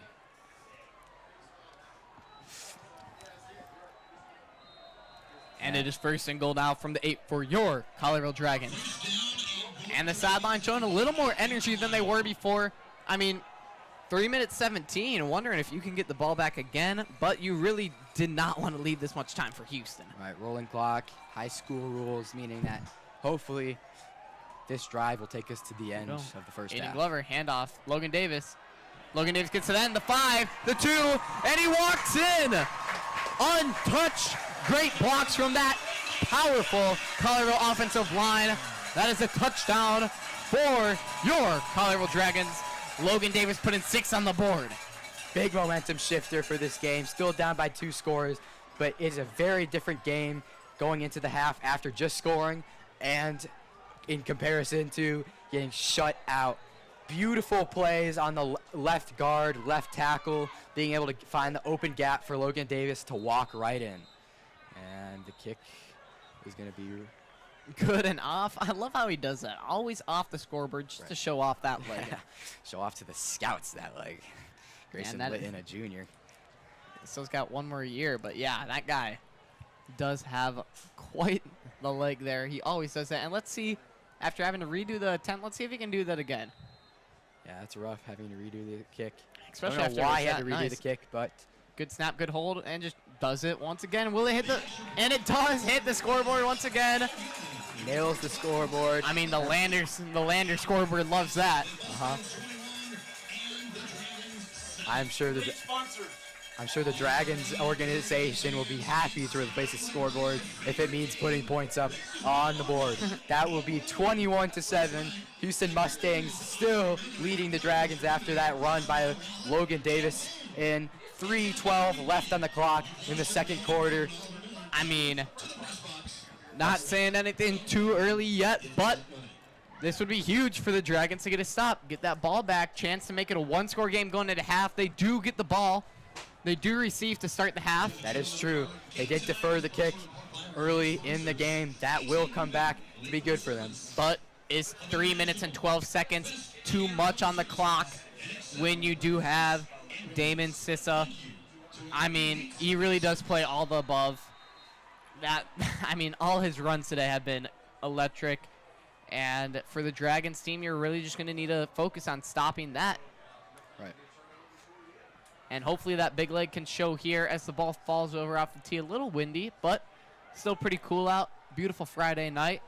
As the lights do come on, it is completely dark now here, just under the lights on this beautiful field. The moon hidden by the clouds, and the kick is off. And he purposely kicks it away from Damon Sissa. Weird bounce, he muffs it, and he's on the ground. He lays on the ball after it bounces, takes a weird hop off his foot, and he gets down at the 20.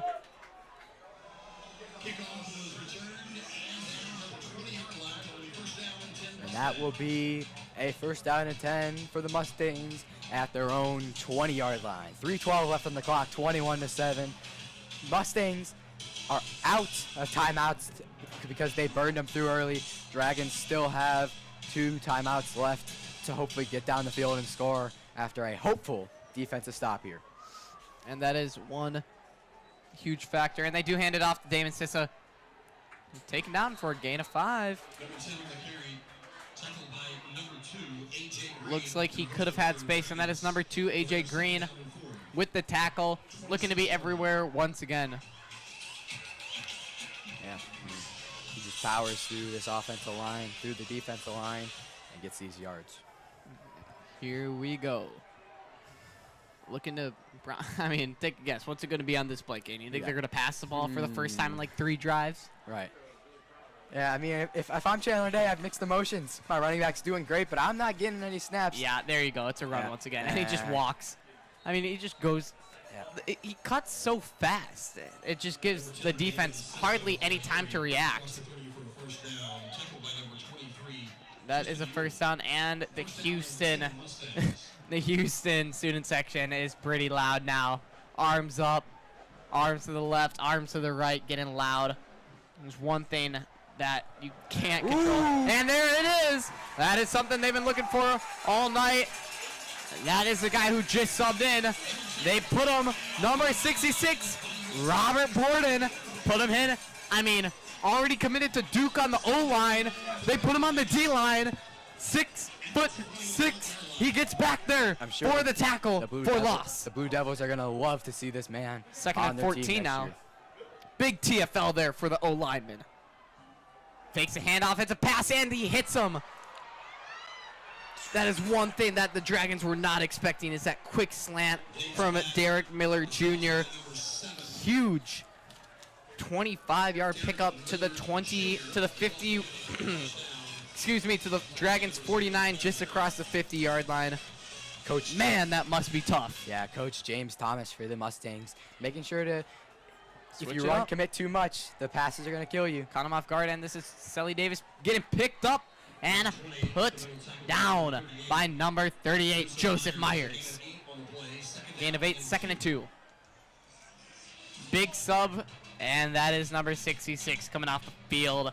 That is Robert Borden. Selly Davis in the backfield still. Does take the snap and gets tackled for a loss. That is multiple Dragons on the tackle for loss. First, number 59, Wesley Jackson, getting credited for the tackle. Big 3rd and 3. I mentioned this earlier in the game. These lack of timeouts are going to hurt him on this running clock, and there is an injury for the Dragons. And is he really injured, or did he just hit the ground to stop the clock? Well, it's Dragons, so I don't know. He probably is really injured. No. I'm saying, because if you're the Dragons, you want to stop this clock and get this 3rd down stop to get the ball back. And with that injury, we will take you to break. I felt accomplished after I got my diploma. Made me feel that I could take on whatever challenges life throws at you. Find free adult education classes near you at finishyourdiploma.org. I know kids worry about a lot of things. Getting enough food to eat shouldn't be one of them. Through a nationwide network of food banks, Feeding America serves virtually every community in the United States. See how you can help your community. Visit feedingamerica.org. When it comes to making plans, you are the best. The same way you plan each detail for those moments, start planning to protect you and your loved ones from a natural disaster. Protecting your family is the best plan you can make. Coming back from break, Eli Myers was the one down on the sideline now. Chandler Day rolling out looking, throwing downfield, and he gets his feet in. That is a first down. And on the catch, Wes Haynes takes it to the Collierville 20. 45.2 left, and when I mentioned him actually being injured to try to stop the clock, I mean, he comes right back out on the field. Maybe I was right, but now you want that clock running if you're the Dragons. Yeah, this is the dilemma that the Dragons defense faces. You got to put men on the outside to prevent the shading, prevent them to get out of bounds to stop the clock. But you also got to keep men inside the box to prevent this run offense. Chandler Day taking a shot downfield right into his hands. Wow. That is number 0, Cam Herring, and 17, Presley Spicer. He just goes right in between them to Derek Miller Jr. That is exactly what you don't want if you're the Dragons. Right, Chandler Day. Making a 3-score game again. Man, he just finds some completely broken down coverage. I believe that was Cam Herring who was assigned the man. Maybe it was a zone, but I'm pretty sure that was man on man. Everyone else got their man, and Cam Herring just got burnt over the top like we were talking about the whole game. Really fast offense here from Houston. And man, Dragons only have 38 seconds. Can't imagine they can do much with that.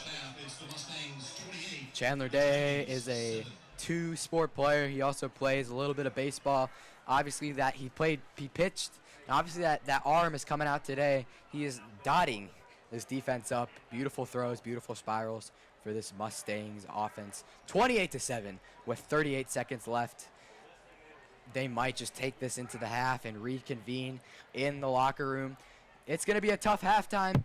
You know, it's sad. This is the last regular season game that these men will play. Some of these men will never play a down of football ever again. And this is not the way you want to go out. 28-7 at half. This has just been a powerhouse. Don't speak too soon. 39 seconds left. 38.9. The Dragons, the Collierville Crazies are still getting loud here at the Landers Field. Yep, that's the energy hoping for a we kick need. return. Will and he just pops it up to the sideline. Number 8 takes it. Across the 40, out of bounds. And he decks him.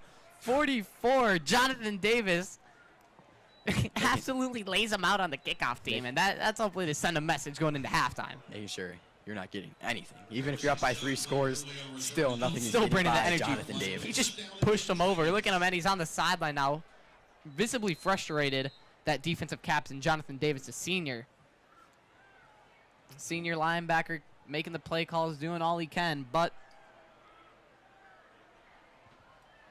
I mean, Aiden Glover taking the field with 35 seconds left to go, making it look something happen. Looking downfield, he takes that shot.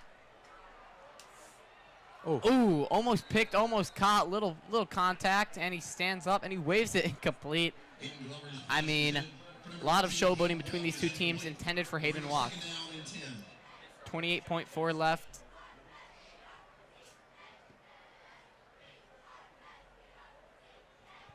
.4 left, and Dragons have it second down on their own 42. And the Dragons really can decide if they just want to take it to half here. Dragons have 2 timeouts left. Houston has none. 4 wide once again, and this offensive line looking to give Aiden time. They do blitz, however. Hit as he throws. Timeout right away by the Dragons. That is an 11-yard completion to number 82, the tight end, Eli Sisson. Looking to at they least did not call a timeout. Not calling a timeout. Spikes it. 16.1 left. We are in Houston territory now on their... I mean, maybe looking just to get into field goal range, but if I'm them, you really do have to go for a touchdown here.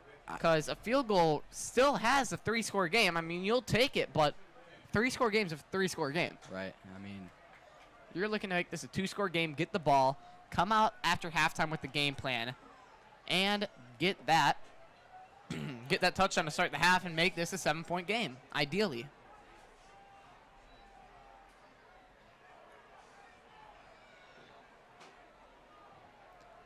And now Aiden Glover takes a snap, dropping back, under pressure, steps up, drops back, getting hit, and he just gets absolutely taken down. Annihilated. Rolled over, timeout.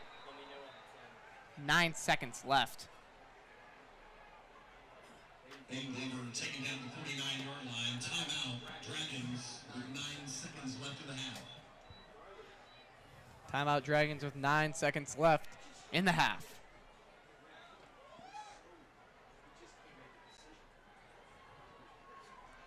It's just quick. She's going to have something for y'all to read. And figuring stuff out here in the booth. Getting ready for this halftime, and this is not ideal if you are the Dragons. I mean, some key defensive players going into next year. You have a lot of juniors here on the D-line. Bryson Johnson, Jackson Sisson. I mean, there are a few D linemen, just only highlighted 2, but there's many more that I could talk about here that are juniors. A lot to look forward to going into next year. Before the half, I mean, 9 seconds left, only so much you can do in the huddle, drawing up a play on the 49, and Aiden Glover definitely has the arm for this one. 28-7, Houston with 9 seconds left. And they do have 4 wide. They do have the tight end as a blocker, Logan Davis in the backfield. Aiden Glover drops back, looking to unload, steps up, chucks it to Joe Kim, way out of bounds. With 0.4 left, that will give him time for one more attempt at a Hail Mary. Pass intended for number 4, Joe Kim Dotson. 4th down now. Is incomplete. It'll bring a 4th down with 0.4 seconds to play here in the half. I mean, you will need a miracle here if you are Collierville to get a touchdown before halftime. That is just one thing you are really hoping for. I mean, you cannot rule anything out when you do have Joe Kim Dotson. Joe Kim Dotson has been spectacular all year, and just for the Dragons as a wide receiver and as a kick returner, Aiden Glover definitely going to be looking to target him. They only have 3 safeties back. Timeout Dragons. And they did have 1 timeout left before half. Why not use it? Coach Riccone here. I mean, there is not much you can draw up. You're really just looking to get something before halftime, and with that, we will take you to break. Felt accomplished after I got my diploma. Made me feel that I could take on whatever challenges life throws at you. Find free adult education classes near you at finishyourdiploma.org. I know kids worry about a lot of things. Getting enough food to eat shouldn't be one of them. Through a nationwide network of food banks, Feeding America serves virtually every community in the United States. See how you can help your community. Visit feedingamerica.org. And we are back. My broadcasting partner on break just had to mention that. Quickly got out of here.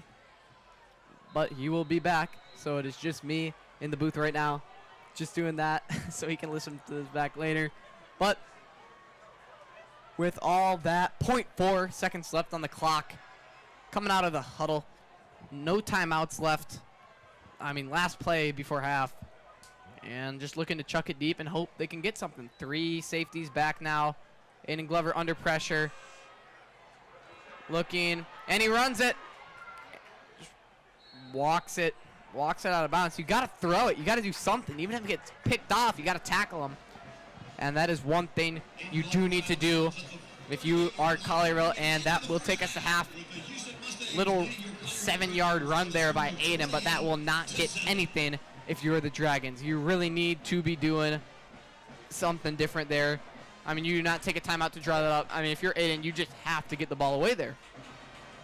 If it gets picked off, no matter what happens, it's not that big of a deal. You really just got to take a shot and hope something happens. You cannot just run it out of bounds.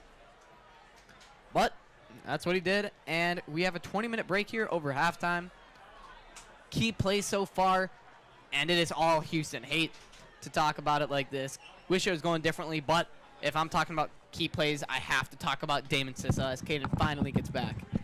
Damon Sissa, the running back, with 2 rushing touchdowns. And you have Derek Miller Jr.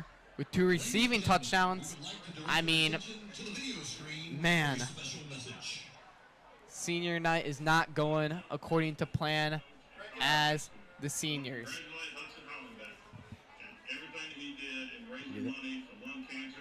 Each week we look to players making changes on the field. Let's see what Dragon media reporters Luke Hunting and Cade Leasley find with varsity football player AJ Green. As we football players play a variety of positions on the Carnival team. Linebacker and I return punts. Definitely my tackling and timing on blitzes, but other than that, I've played pretty well. For junior AJ Green, an injury last year helped him determine what his focus should be for the 2023 season. I broke my hand in the Bartlett game, returning a kick. AJ credits the Carnival coaching staff for his strong skill set and work ethic. They've really helped me with a lot, learning the plays and learning all these different positions to help the team. I got pulled up my freshman year and then played quite a bit my sophomore year. Just trust with the coaches. As long as they can trust you to do what you need to do, you'll get on the field. Going out there and playing for your city and with a bunch of your brothers going to war. Probably my dad, because athletically he played at the highest level and he's just a role model guy. Well, I mean, playing JV kind of sucks, so getting to play in front of a bunch of people, being on TV. Yeah, good offenses are definitely hard to stop. My best skill, I would say man coverage. Pretty good at man coverage. So.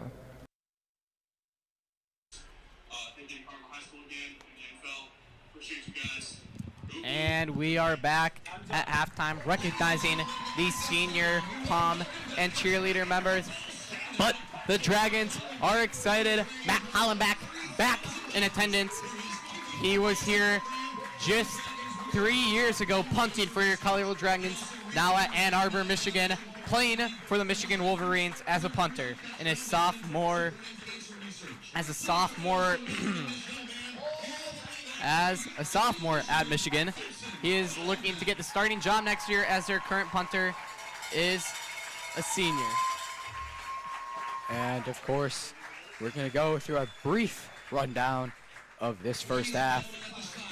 The Dragons have not been doing very well. They have been getting run down on every single part of their game. Aiden Glover has been getting blitzed upon. This offensive line is failing. Wide receivers have not been making crucial catches, but they haven't been easy catches. I'll give it to them. The running game has not been doing. The running game has not been going well for them, except for a one touchdown to get. That was the only touchdown they have on the board there. 28-7. That's not what we want to see going into senior night. The Mustangs, of course, have been highlighted by this amazing running game. And Sisson has been running all over this Dragons defense. And I was talking about that while Kane was gone. The 2 rushing touchdowns that he has, and then I believe the 2 receiving touchdowns that Derek Miller Jr. has. Currently, they are recognizing the volleyball team who got, I believe, runner-up in the TAA state championship for Tennessee. The 3rd place Dragons men's golf team, I mean, completely got 3rd place. Beautiful appearance and amazing performance here in state. Just recognizing some of the other Dragon sports teams, as the current Dragon sports team is down 7-28 at halftime.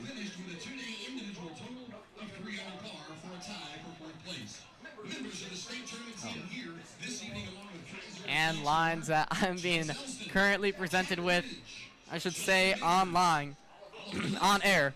I mean, how do we tame these Mustangs is the question that is being asked. And one thing that we do need to talk about is Damian Sissa, and we've already talked about him, and we will continue to talk about him until the Dragons can stop him. Ladies and gentlemen, in addition to this evening being senior night for our young men on the football field, this is also senior night. Yeah, taming is the exact word that I hope Taming is the exact word, and I'm sure Coach Riccone is using in the locker room right now. They need to tame. They need to tame every aspect of this this Mustangs offense. 28-7. And we will get to more about that Eli Sisson package in a little bit. But Ryan Adams here talking about the Palm team is what we will be doing for now. Ryan Adams coming out here for the cheer team along with the other cheerleaders. I mean, not only is it senior night for the Dragons football team, but it is also senior night for this Palm and cheer team. Maddie Kaufman also being recognized today throughout this Dragons team. Attending the University of Arkansas. I mean, we're going to be going back and forth between the game and these seniors is what it's looking like right now. And just back to this Dragons team, you really got to get all these players involved between DeMicah Gregory, Martez Carter, and Joakim Dotson. And now back to the Palm, Emma Helmson, senior on the Palm team. University of Missouri, along with Aiden Glover. Right. We're going to highlight Aiden Glover here at half. Aiden Glover, of course, 3-star, committed to the University of Missouri. An SEC school is never easy to get into, and Missouri so far this year is doing good. I believe they are ranked in the AP Top 25. If you don't know what that is, that's basically the ranking for college football teams. The top 25 teams do get ranked. Missouri ranked 16th. They're 7-1 in the SEC right now. And that is a team Aiden Glover will be very good at next year. And hopefully he finds plenty of mentorship in his first or second year, and hopefully eventually he gets to that starting role on the Tigers offense. As Sadie Hopper walks on the field with her parents and the cheer squad. And another senior cheerleader, Janiyah Malone, as we head back to this Collierville Dragons offense. They really need to get something going here. I mean, this is not the Dragons offense we saw in the past few games. Even against our losses against Bartlett and Germantown, you're seeing a little bit of everything.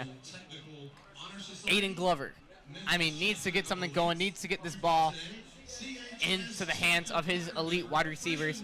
Still looking for that big play from Joakim Dotson.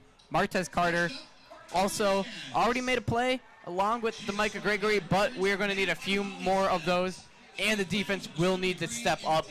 I mean, this defense has been great all year. They usually don't get any love, and then as soon as I start talking about them, they need to step up. Hopefully is the plan here. 28-7 cannot, I mean, you really cannot be letting up 4 more touchdowns here in the second half, and that's a given. But you're hoping to let up none here in the third quarter and make this a game. Come out here, get this opening drive touchdown. Right. I mean, that. Here, we'll let Caden get some in here, but they need performance from their linebackers. Jonathan Davis, Joseph Myers, just Jaden Majors, all of these, Eli Myers, all these linebackers need to be able to come across in pass coverage. Of course, we saw a couple slant routes coming across. You know, they have to switch it up eventually. If they go all run, then they're going to catch on eventually, or so we think, apparently not. But they need to be able to cover the slant routes, but they also need to be able to get into the interior line. You need to be able to get in between the defensive end, the defensive line, the defensive line, the defensive end, all in that order. Find and fill in those gaps. I know that is definitely what Coach Riccone is emphasizing here, is filling in the gaps. Running 3 linemen, you know, outside linebacker, linebacker, outside linebacker, might be the only way to stop all the gaps that, Damon Sissa, filling all the gaps that Damon Sissa seems to just run straight through every single play. If they can limit this Tigers, this Mustangs offensive capability to on the ground, I think it will be very crucial to the turning point of this game. And now, what I'm going to talk about here is more about Coach Riccone, and really, in general, I like the moves he was doing, putting some O linemen at the D line, putting some bigger guys up there. And, I mean, one thing I'm focusing on is the adjustments made at halftime. He already tried Robert Borden at D line, and that's what got that big tackle for loss that ended up not turning into much. But, I mean, I like more the offensive linemen at the D line. That was huge for them. And now another star player on the field is, I mean, basically the whole defense here is what needs to step up. Hopefully making this a star team is what we're looking for. I mean, we cannot be doing this in the playoffs. I know we're making it no matter what, but you really want this home field advantage. And hopefully they can come out in the second half and take that home field advantage away from the Houston Mustangs. Road games aren't easy in any aspect of any sport, baseball, football, hockey, any of it. But road games in the playoffs are exponentially harder, especially in Houston. We see the Houston fans have came out to this game, and we heard them. Trust me, we've heard the Colleyville Crazies much more, but the impact is definitely felt here. Now just imagine what that is in Houston, in Germantown, against the Dragons or any team that they face. You know, any team that they face, especially top 4 in the division like the playoffs are set to be, there's going to be plenty of fans there coming to make sure that their team is well supported and well fed into a W. And I completely agree there with Caden. I mean, this is definitely going to be a difficult task to overcome. This 21-point deficit is going to be huge. So hopefully they can overcome that and just really, I mean, there's not much you can ask for except a comeback here. I mean, I'm running out of stuff to say about this defense. I mean, the points getting across here hopefully by Coach Oconee. Limit the run. Limit Sissa in general. Damon Sissa has been all over everywhere. Even the backup, number 20, Selly Davis. I mean, he has been everywhere as well, and that's one thing that you have to limit is just the run in general. Watch out for the pass, limit the run. I mean, you really want to do that every game. Nothing too special here saying don't let them score, stop the run, don't let them do this. But you really got to crack down on this run game here because this is just not going to be able to work in the second half if we want that home field advantage. Right. And that is what you're focused on if you are the Dragons. And that is the key points for this Dragons defense. However, Colton, let's shift our focus to this Dragon offense, highlight some key points. Trouble moving the ball is the first thing that comes to mind to me, and the first thing that anyone in the stands can see. Not a lot of first downs. Not a lot of movement. Yeah, not a lot of ball movement. Lots of runs and passes stuffed behind the line of scrimmage, and it's hard to recover from a play when it's 2nd and 15. That's 1.5 times the amount of yardage you need to go just to make a first down. And I think that is where the Dragons offense is struggling, is our stamina. We have to work almost double every play just to get a first down, just to get stopped again. And just to work double again and again and again, and it's wearing on us. It's wearing on the running back, it's wearing on the receivers, and it's wearing on Aiden Glover that every time he rolls around in the pocket, he has to be bouncing around and looking in every which way just to find an open man. I mean, and Aiden Glover has had time every once in a while. There's only so much that O-line can do. He has been hit a few times, sacked every here and there, but he really just tries to scramble and get out of the pocket to make something work when nothing's there. And that's the problem right now, is that there's no one there. This defense has been locked down in Derek Miller Jr. for the Mustangs, and that is just not what the Dragons expected. They expected to be able to move the ball, work the ball downfield, get us in the end zone, and that just hasn't been the case here tonight. And you're looking at this Dragons offense and how they cannot move the ball. They did have that one big play with the Micah Gregory downfield off Aiden's back foot, but you cannot do that every single time and rely on penalties and rely on big plays. Right. You just have to be able to constantly move the ball. Not every play can be a big play. You got to go for these shorter in routes, out routes, and we have not seen a lot of completions on these in routes and out routes. Yeah.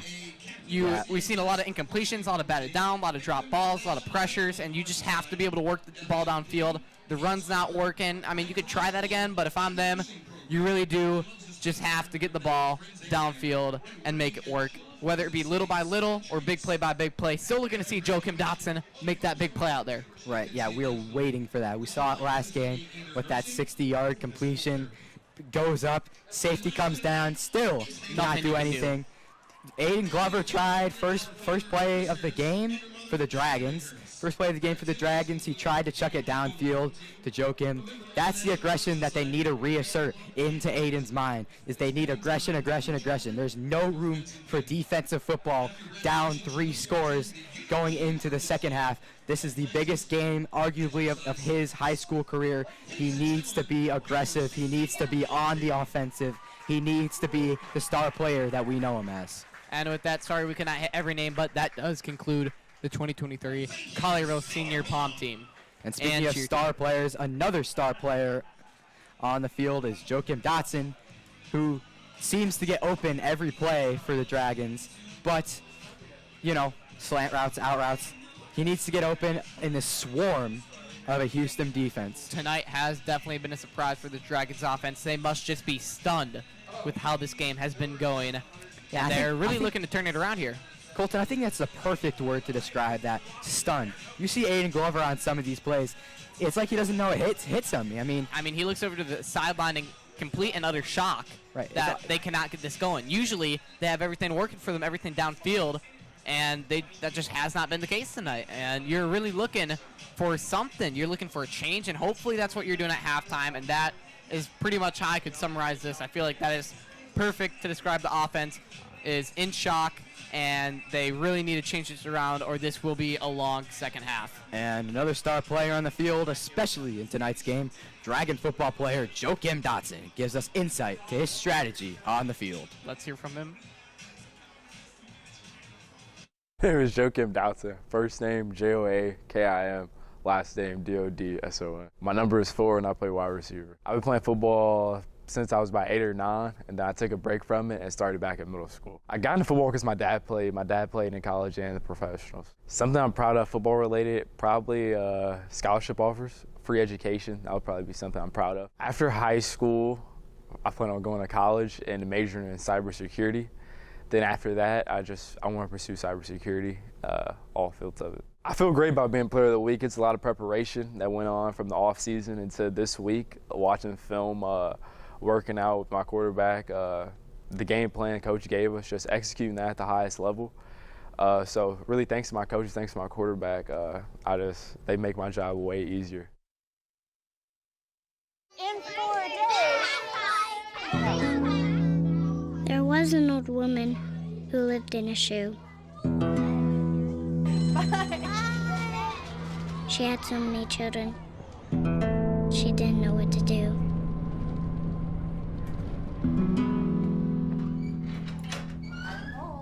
Did you have a good day at school? She gave them some broth without any bread. There you go.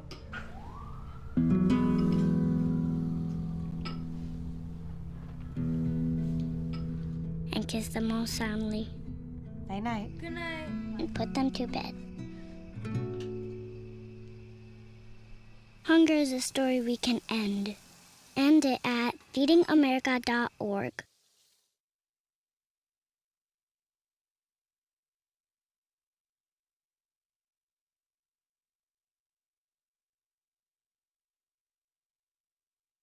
Es que la música se me hace muy... Es que transmite cosas que luego es más fácil decirlo que palabras. Exacto. Tuve que abrir mis ojos los tres, inhalar profundamente, contar. Hi, I'm Smokey Bear, and I made an assistant to help you out, because only you can prevent wildfires. Hey, Assistant Smokey Bear, call me Papa Bear, because I'm grilling up dinner. Do you get it? Yes, good job. So, what should I do with all these coals? Don't just toss them out. Put them in a metal container because those embers can start a wildfire. I understand. The stakes are high. Ha, ha, ha, ha. See, Smokey thinks I'm funny. Armani, she's my purpose. I'm here to walk with her, hold her hand until she can walk alone. Kind of like being a father in this world.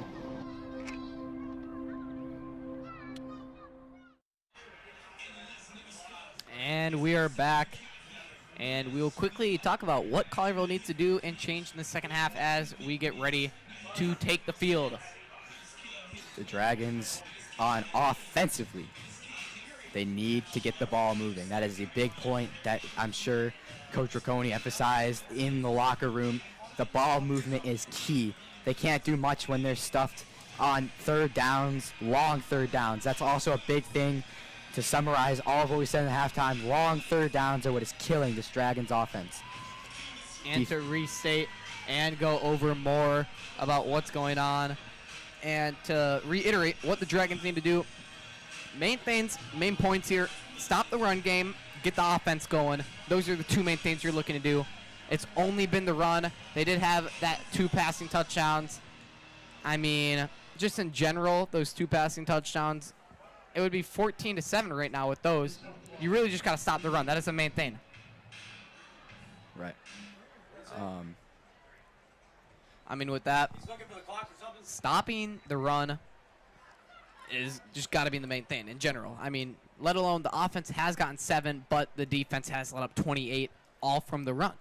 Right. The offense averaging 14 in the first quarter. Sorry, 13 in the first quarter, 8 in the second quarter. So around 21. 21 in the first half. We are about 14 points short of that mark.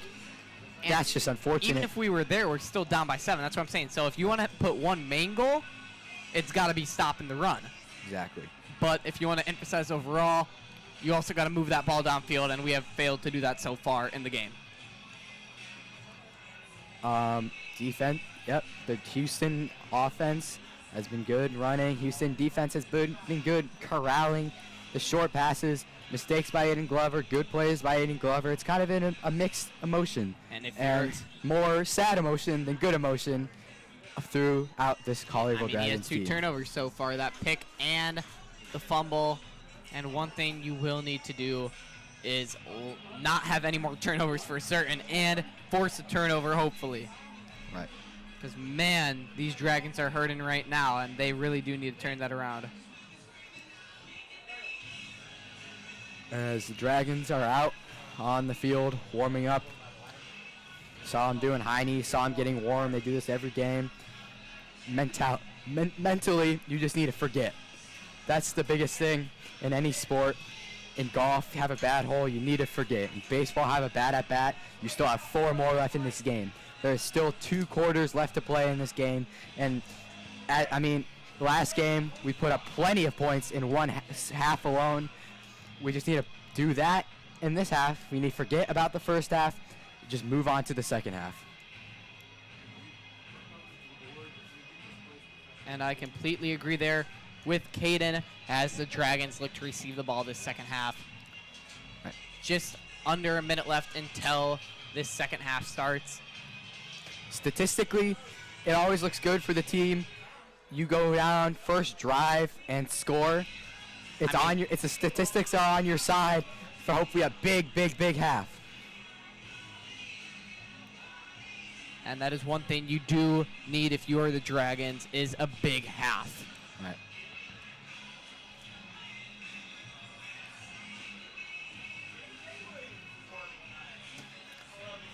And Aiden Glover pacing back and forth on the sideline. I mean, there's not much more we can emphasize here. Big half by the Dragons is what's needed.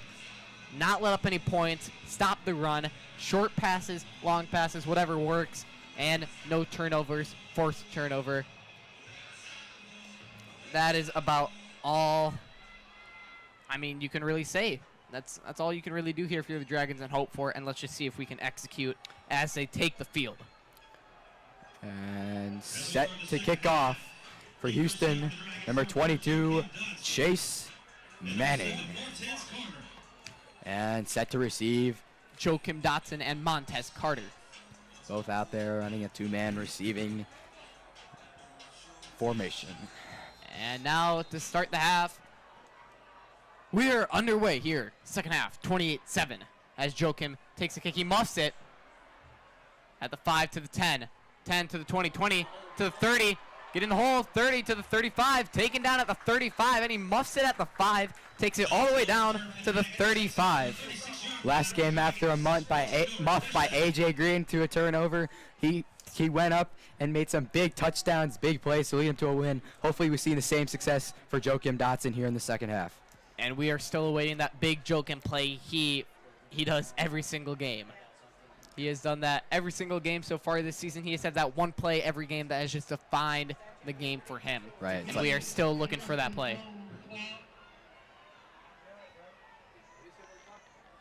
And he's asking to roll the clock, as there's some confusion here at the time, but they got it all figured out, and the clock is rolling.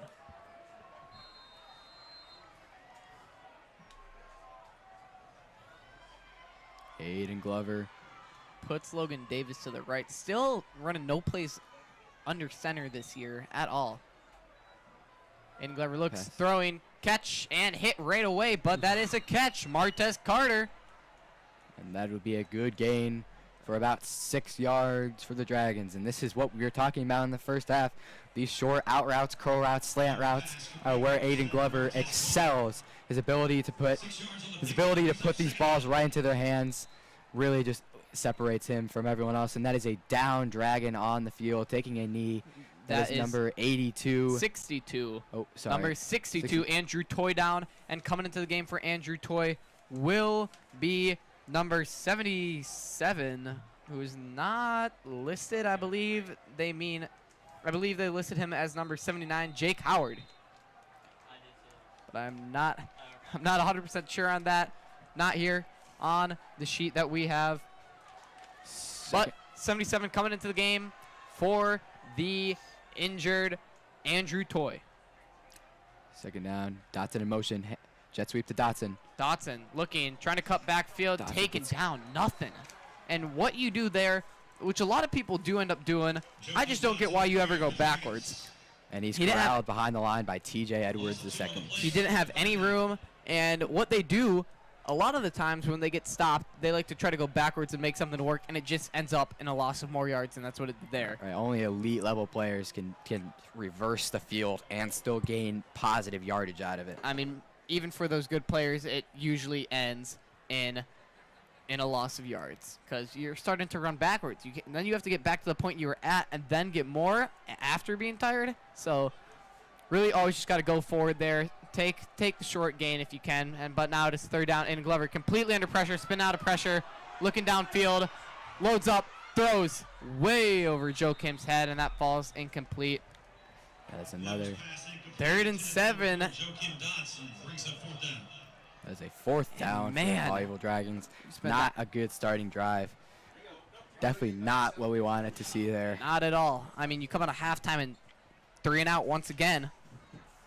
What do you do here if you're the Dragons? 4th and 7, 10-20 left. They do run out the punt team. And, I mean, man, disappointing offense so far for the Dragons. Yeah, disappointment on the sideline. Coach is all fired up. I mean, for a game like this, you were hoping at least make it close. Beautiful But punt. yeah, there's a punt going inside the 15 to the 14, and more contact. Number 45, Charlie Dion, pancakes another guy on those kickoffs team. I mean, man, why can't we do that during the game and hitting the players? But we love to do it on the kickoffs. Aggression, aggression, aggression. That's the only way. Aggression and forgetting is what you need. If you're these Dragons, I mean, hate to break it to you, we've been pretty fired up, but not right now. Just disappointment. Not a lot of noise on the sideline. Not a lot of jumping like there was at the beginning of the game. Kind of just, like I said earlier, crushed, shocked, and starting with the pass outside to number 7, Derek Miller Jr. for a gain of 7. Right. It's hard on these plays to know whether. I mean, you gotta load up in the box, linebackers, everything, because you're expecting the run. If you don't expect the run, he's gonna catch you lacking, and he's gonna break it off for a 60-yard gain straight into the back of your own end zone. And he has showed us that he will do that every single time that you give him space. And giving it right back to him, and he gets that outside, and he breaks it loose to the 30. Horse collar, there goes the flag. Yeah. Saw that one from the beginning. A little bit of talking, a little bit of back and forth there after that horse collar tackle. But yeah, flag comes in immediately as he gets pulling from behind. Yep, the tackle. The tackle. I mean, he was breaking it loose, and he just completely pulled him to the ground. And he made the tackle, but the penalty. And there it is. Officially, it is a horse collar from the Collierville Dragons. I believe that was number 38, Joseph Myers, on the horse collar. Yeah, first down for the Houston Mustangs at the Dragons' 47-yard line, and that's what I'm talking about, is running. If you don't commit, he's gonna burn you. Bounce to the outside. That is the running back, Selly, and man. I mean, even when you feel like you're stopping, it's just a 5-yard gain. Right. The mood in the box, in the crowd, in the stands. I mean, everywhere is just slowly dying down. It's like a fire. It burned bright in the beginning of the game, but it's slowly burned down. I mean, back at the line here, hurrying up, really just all over the place is this Houston offense, and they are not slowing down, and they're showing that here to start the half. And that's another handoff. Number 10, Damon Sisson on the carry. Damon Sisson on the carry. I mean, man. 2nd and 6. That brings up 3rd down, though. This could be a big 3rd down for the Dragons if they can get a stop here. Not in field goal range. So definitely 3rd and 5. Range. And they will definitely punt if they don't get it within the 4th and 1. Being up 3 scores, I mean, they got to play conservative. That's the only way to do it. 3rd and 5 now. Houston Dragon.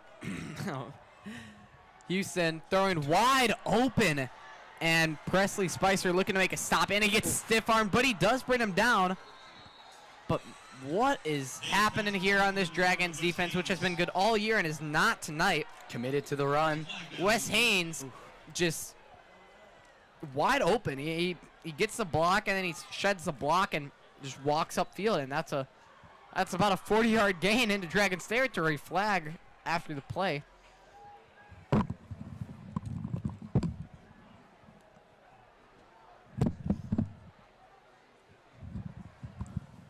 Still awaiting the call on the flag. Here's the call.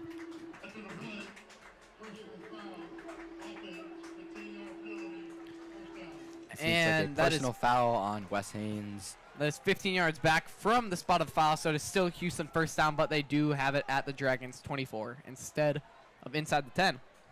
Yep, officially out of the red zone now, but still in plenty in their territory. You know, you got to commit to run or pass, and 50-50 shot, a 50% chance that you're going to get that wrong. There's way more than 50% if you ask me, and he just... Oof, and he gets... Oh, my gosh. I mean, there's a lot of people there, and he still stays on his feet for way too long. You really just got to wrap up and make the tackle, but this guy makes it very difficult. Right. Colton, I know what we're going to be doing in practice on Monday. Tackling. We're going to be doing tackling practice because they've just been like snakes. They're slithering out of every hand that we can get on them. And I know Coach Riccone isn't going to have any of that for his playoff games. Yeah, this is pretty disappointing. If you're the Dragons, you really got to turn it around. Something big needs to happen if you want to stay in this game at all. Picked off! That's what I'm talking about right there. Number 6, taking it, the 40. Breaking tackle, still on his feet. Inside, cross territory to the 50, 48 of the Houston Mustangs. Great, as I'm talking about a big play, John Clay Durley. Picked off and returned all the way back to the Mustangs 48-yard line. Picked off. John Clay Durley comes up with the big play that the Dragons needed. And now you get this offense back on the field, hopefully with a little bit of life. This is a beautiful spot for John Clay Durley to be in. He is right there in the middle of the field, prepared for the run and prepared for that inside pass. And that sets up a Dragons first down in Houston territory. And you need to do something here after that turnover. Handoff Logan Davis, nothing. Trying to get the outside, pushed out of bounds for maybe a 1-yard gain. Man, something needs to happen here for the Dragons. You cannot afford to leave here with no points. You get the turnover, you need points here, no matter what. Yeah, they've had a couple of drives where they've gotten close. They've gotten into Houston territory, and they just needed 10 more yards, 15 more yards. Sometimes they just needed 8 more yards to extend the drive and or score. And they've just been shut down because of negligence on passing and running. And they just need to sharpen up with 6 minutes left in this third quarter, down 28-7. And any points work here. I know I've been hating on the field goals, but you need anything here for the Dragons. One-on-one, all alone on that outside. Will he look for it? Low. What is Aiden Glover doing there? I mean, and he is visibly upset. Martez Carter wide open, and Glover just throws it low, and he is not showing much remorse, surprisingly. I mean, maybe it's because it's already committed. I don't know, but that is very un-Aiden Glover-like right there. Yeah, and you can see after the play, Martez Carter showing visible frustration toward his quarterback. That's not what you want to see. You want to see a sense of, camaraderie in this, but you also need to be held accountable if you're going to play at a high level. I mean, of you're football. down. I get what he's coming from, though. Second and 9, you need at least a few yards here to get it to third and manageable. I mean, it still is third and manageable, but, I mean, you're wide open. You're looking to make a play, and you just can't put it there against this Houston team when you're down 21. But he has time, looking, throwing, unleashing, way out of bounds. What is Aiden doing? Aiden has not been on his target today. And this is definitely an off game for Aiden Glover. And visibly upset fans. A lot of boos and upset from the crowd as the punt team gets sent out there again. I mean, now back to this Dragons offense once again. Man.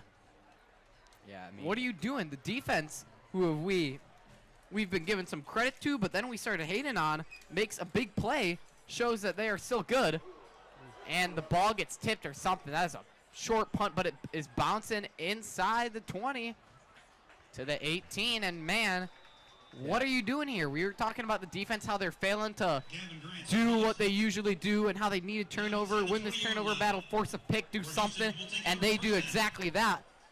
And the offense can't do anything. Right, this is just miscues by Aiden and miscues by his wide receivers.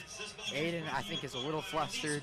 It is not very often that Aiden Glover only puts up 7. Aiden Glover has yet to throw a touchdown pass in this entire game, and there's 6 minutes left in the third quarter. I think it's starting to get to his head. He needs to erase it, forget, and just be able to step up and make these continue throws. to move on. Right, I mean, is this Houston media and talk getting to his head? Exactly. Yeah, we heard earlier. I didn't hear much of it, but we heard overrated chants, and that is a run only to the 21. And once again, there's his helmet on the ground, wondering what that's all about. About the 4th time today that his helmet has hit the ground. And that is, once again, number 10, Damon Sissa. His helmet is having some issues throughout the game. Not very smart by Houston. I mean, if your helmet comes off, you are forced to sub out for one play. So they're losing their best players. Apparently not. He's just staying on the field. Who cares? Oh, never mind. No, he's off the field. Yeah, he's off the field. You are correct about that. Looking to his sideline for a play. Talking to his center. Lined up, running back on his left. Blitzing off the edge. And they wrap him up. Number 21. That is Eli Myers. Beautiful play by Eli Myers. The student section is singing Rihanna. Kind of random there, but anything at this point will help him, Colton. Trying to cope with the pain, apparently. And that leaves a big third down for this Dragons defense. How do you counteract the run, pass, dual threat ability that this offense has? And if I'm kind of expecting a pass here. I don't know. I'm kind of feeling pass. That's usually what they do in these third downs, try to trick him. Yup, and it is. And he's coming. And he's down. Number 23. Tristan Ewell chases him down. He's trying to escape Chandler Day, but he just pulls him down, rips him down to the ground, and that is a big sack on third down. Okay. Dragons defense back. Here we go, turnover, and then the third down sack if they would have gotten points on the opening half on the turnover, this is a 21-28 game, but that is just not the case.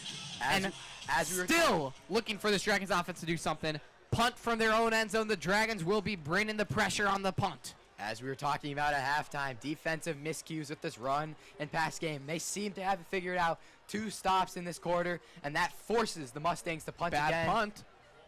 And it is right. Joe Kim picks it up at the 40. Cutting back, looking room inside the 35 to the 34 of Houston. And man, you really got to hope they can get something. You are at the 34 at least. I've been hating on the field goal saying we need a touchdown. I'll take a field goal. I'll take anything right now if I'm the Dragons. Right. Touchdown here will make it a 2-score game. If the way this defense is playing, it is not out of it. Aiden Glover trots out on the field. He needs to forget about everything that has gone on these The the fumble, last the 3 pick, quarters. the no first downs except that one drive. You've had one big play the whole game. Definitely need to make more here. And there's 4 minutes left in the third. Like Caden said, you are not out of this game yet, folks. And it's a handoff. Logan Davis, you cannot get the pass game going, trying to get the run game going. Oh, he keeps it. He fooled me. He fooled the lineman. He fooled everyone. I said that's a run to Logan Davis. Aiden Glover keeps it. Colton, I have noticed with these maroon jerseys, they are very close to the brown-colored football. I don't know. Yeah, he kept that in tight. Exactly. To the 30. That brings up 2nd and 6 now for the Dragons. And at least that's a 4-yard pickup. I say we're in field goal range with the way our kicker's been just chip shotting these in from pretty deep in practice. Looks at the sideline, hard count. Talking to the line. Here we go, Aiden Glover. Takes a snap. Handoff, Logan Davis looking to get something. Bounces to the outside, spinning, going. Forward progress stops him down at the 30. No, at the 24-yard line. Number 11, Logan Davis on the carry for the Dragons. That 4-yard pickup will bring up 3rd down. 3rd and 2. 3rd down conversion here will give a... I mean, this is 4th down territory. If you want the touchdown, it all depends on what Coach Riccone wants. But 3rd and 2, I say run it 2 times, get the first down. Right, and I think a third down conversion here will give a new sense of rejuvenated energy to the offense and to the crowd. Man in motion. Montez Carter. And Aiden Glover is going to pass, steps up in the pocket, gets away. The first down, out of bounds, gets hit a little late. But that's that rivalry by Ben Killebrew. Hits him out of bounds after he crosses the 20. Dragons have it at the 20 now, looking to get in this end zone. Yep, Aiden Glover's ability to look through his progressions.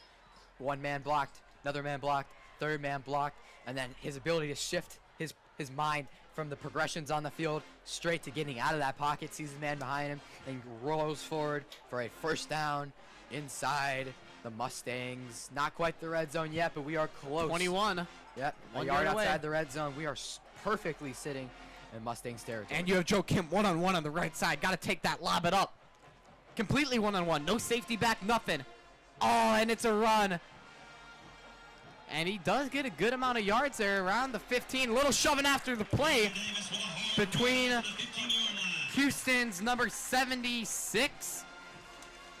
Houston's number 76, Travis Shaw, and Collierville's number 71, Cooper Sherrod, the O-lineman. Colton, 5 yards, 5 yards a play. It will give him plenty of room for a touchdown. And it is now 2nd and 4 to go. At Houston, they're saying the 15, 14 in between them. Takes a snap, fakes a handoff, looking, rolling out to his right.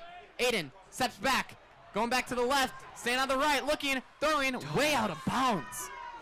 Aiden knows it. He has just been... Intended for number 2, Eli Sisson.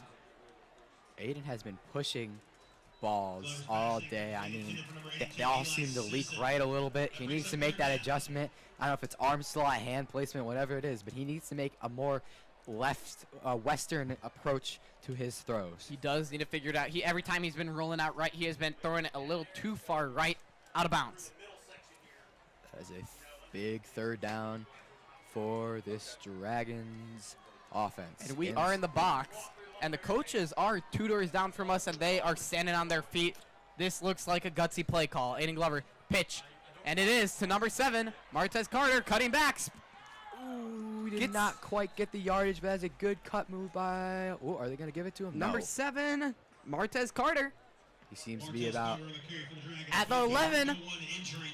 They're waving it down at the 11, and that first down chain is at the 11. no, first down. Markham's very, very it is. close.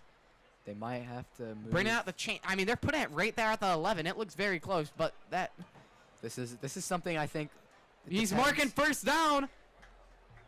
And that is a first down And for the your official Collierville ref. Dragons.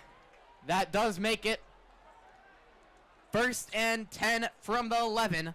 11 yards to go between the Dragons and the end zone here. Huge play. What a cutback and a fall forward by number 7, Martez Carter. And man, huge play, jet sweep by the Dragons.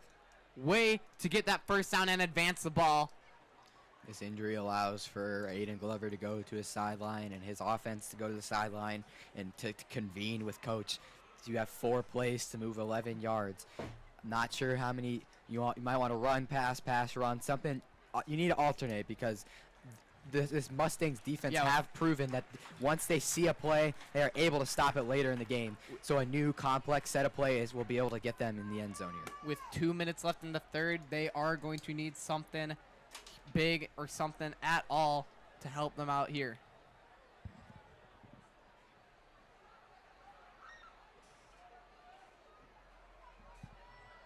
And Aiden Glover trots out. Yeah, Needs looking to get into a new 2:04 mindset left here in the third quarter. 11 yards between them and the end zone. Yes, it was, and they announced it over the main speaker here, and the crowd is excited.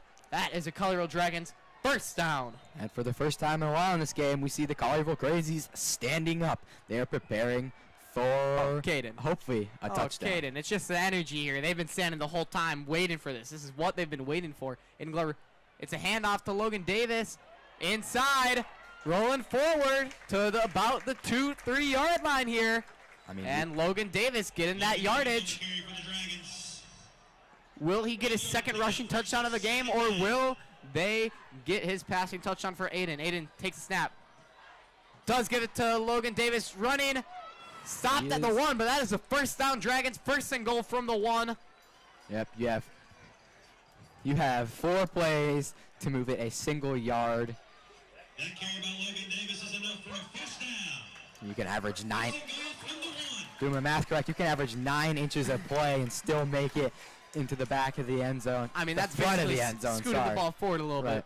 I think every team must practice this QB sneak. I'm sure Glover is thinking about it. He's looking to his left. And they do have the big back end. I cannot tell who that is. Ooh, high snap. He keeps it himself, cuts back, looking for his rushing touchdown. No. Oh, no. The ball's out. That's out of bounds. What will the refs call that? The ball got absolutely punched as Logan Davis is hurt bad on his ankle. He cannot put pressure on that. He is hopping. Yeah, so the refs have to do a little bit of discussing here. First they had Aiden Glover spins and gets to the 1, and he's about to fall in, and they just completely, they punched that ball hard, punched it about out to the 10, and as Houston tries to pick up the ball, Collierville comes in, hits the guy, pushes the ball out of bounds, so it does remain Collierville ball at the 10-yard line. Right, so they have determined that it was a fumble, pushed out of bounds. At the 9? At the 9. That is bad fumble, but good that we retain possession of the ball, and is a second and goal here for the Dragons. And looking, tossing it up, Joe Kim, and he gets a feed in. There's the play. That's a touchdown we have been waiting for. Joe Kim, Aiden Glover, what a connection. It never gets old. In the last game of the season, anyone could have predicted this. Once again, the two finding each other for possibly the last time in the regular season. Aiden Glover to Joe Kim, and you will not get tired of hearing that, and hopefully you hear it at least 2 more times throughout the game to tie this game up. Cousins to Jefferson, Tua to Tyreek Hill, Gronk to Tom Brady. Tom Brady, Gronk, sorry. But this connection is similar to Aiden Glover and Joakim Dotson. This is the big play. Aiden Glover finally does not leak it right. Mahomes and Kelsey, when you have Joe Kim, and Aiden. And here it is, 42 seconds left in the third. And this is only a 2-score game. You got a chance as Grayson Litton Right, especially with chips the way it in. 14-28 Dragons. Especially with the way this defense has been playing. They have yet, I don't think this offense, the Mustangs offense, has yet to get a first down in this quarter, which is exactly what they want. Turnovers. If they just keep this consistency on defense, they will definitely be able to set up more opportunities for this offense to go down and score.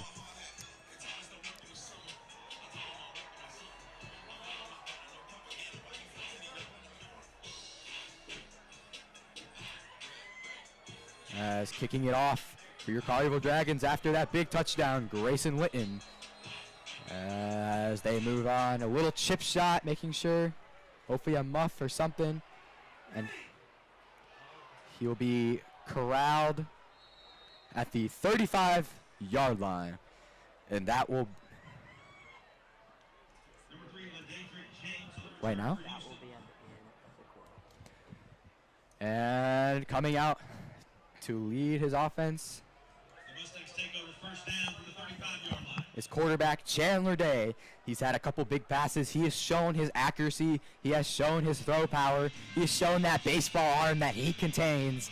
And so far, this quarter, he hasn't shown anything. He's been locked down with an interception there to set up that touchdown drive for the Dragons on their own 35. Of course, this run game is what the Dragons really need to focus on. Man in motion. Snap. Jet sweep. Handed. And he is going to be stuffed right behind the line of scrimmage. That is a loss of 2 for your Collierville Dragons.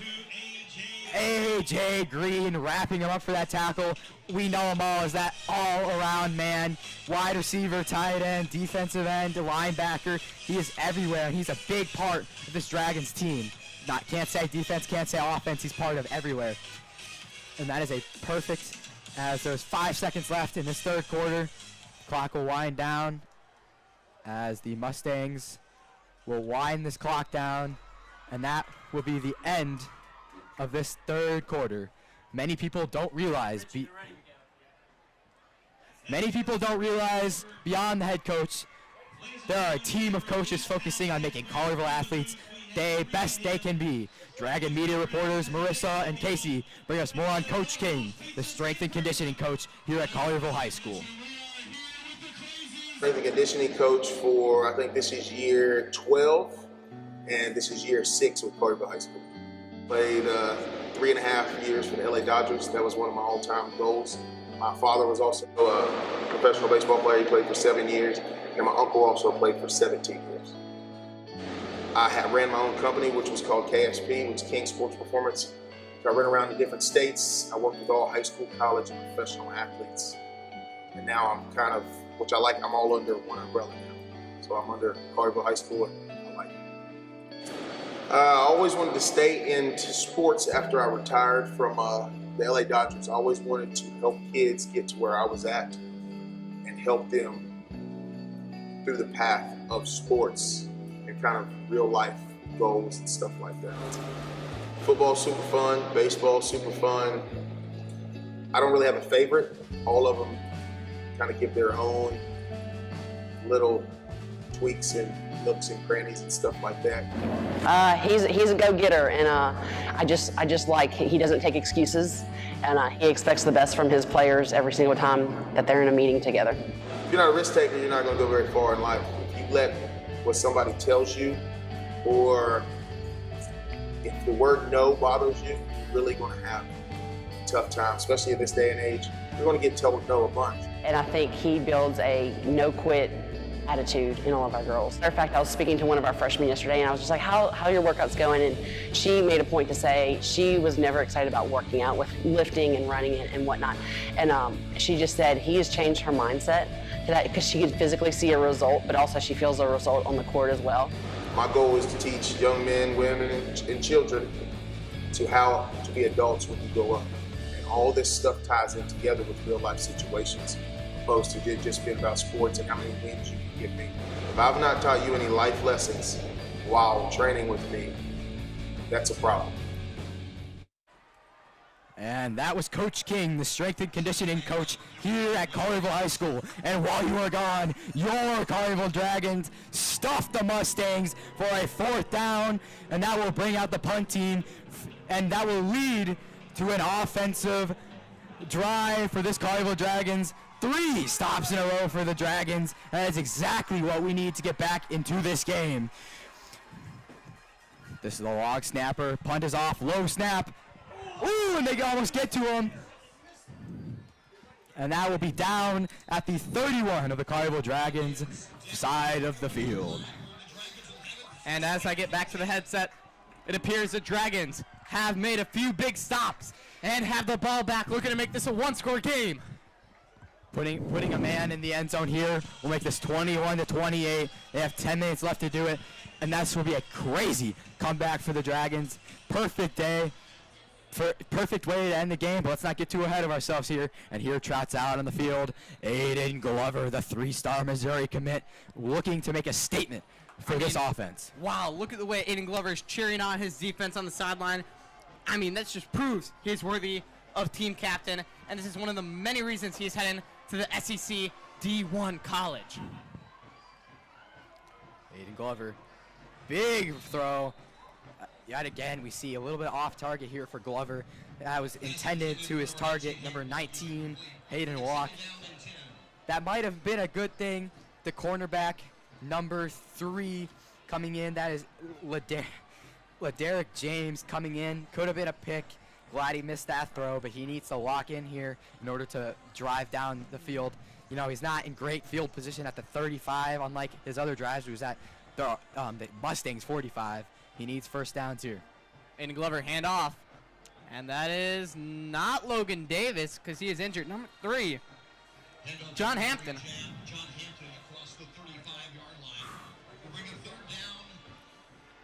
And the band is blasting Sweet Caroline as it is a 3rd down. 10 minutes left officially in the 3rd. 14-28. And there's a timeout on the field. On the Dragons. 4, that is Joakim Dotson who is down, and that is not what the Dragons offense needs to see. That is Aiden Glover's favorite target, looking at a leg injury. And he walks off. I mean, hopefully he's just cramping. Maybe he's jumping up. Hopefully Joakim. Hopefully he just like pulled something a little bit. And with that injury, we will quickly head to break. Felt accomplished after I got my diploma. Made me feel that I could take on whatever challenges life throws at you.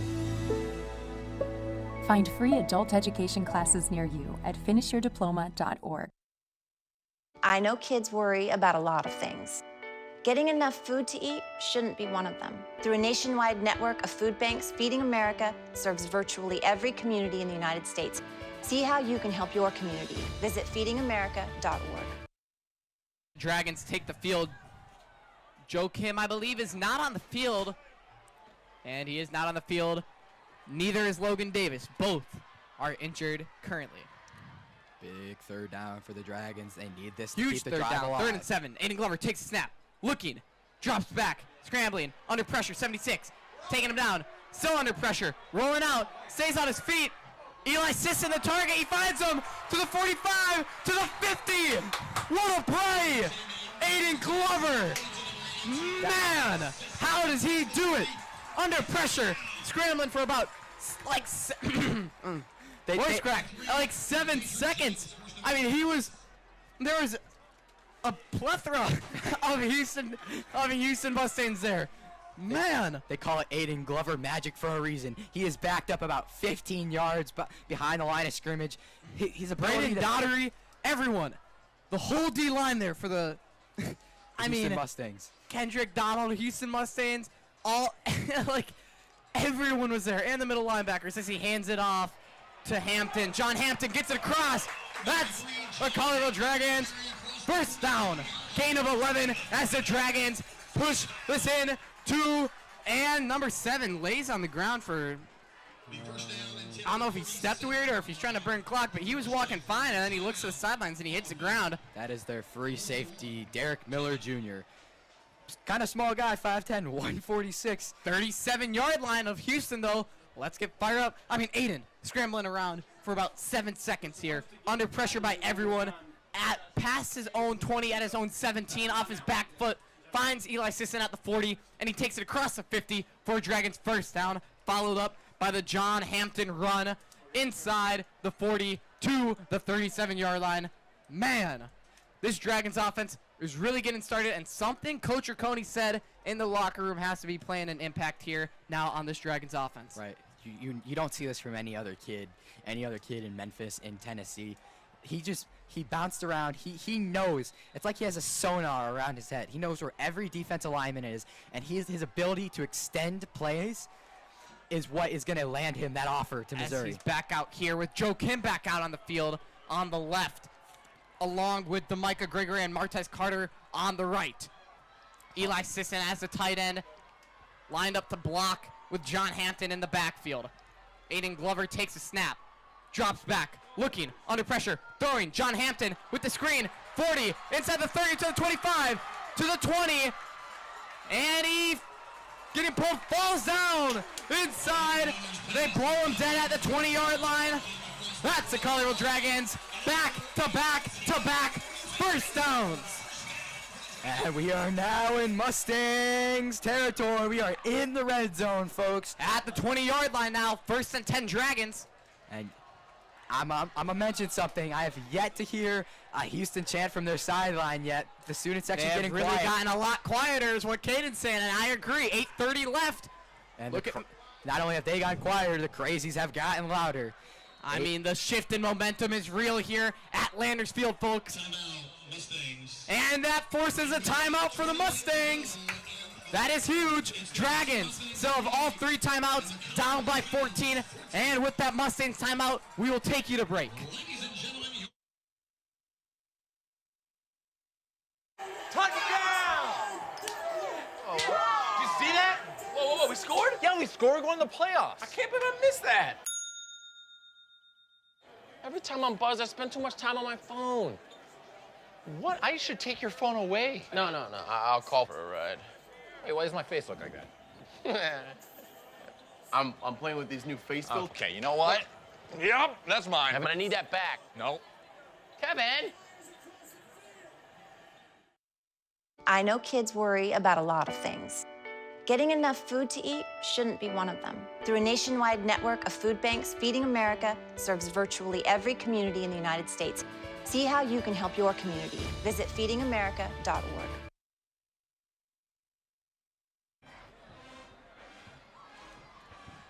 And we are back at you with Dragons football on a Friday night. 1st and 10 at the Mustangs 21. And the momentum is all in Dragons' favor. 14-28 with 8 left to play in the 4th quarter. Final game of the season. Here it is. John Hampton inside the 15. All the way inside to the 12-yard line.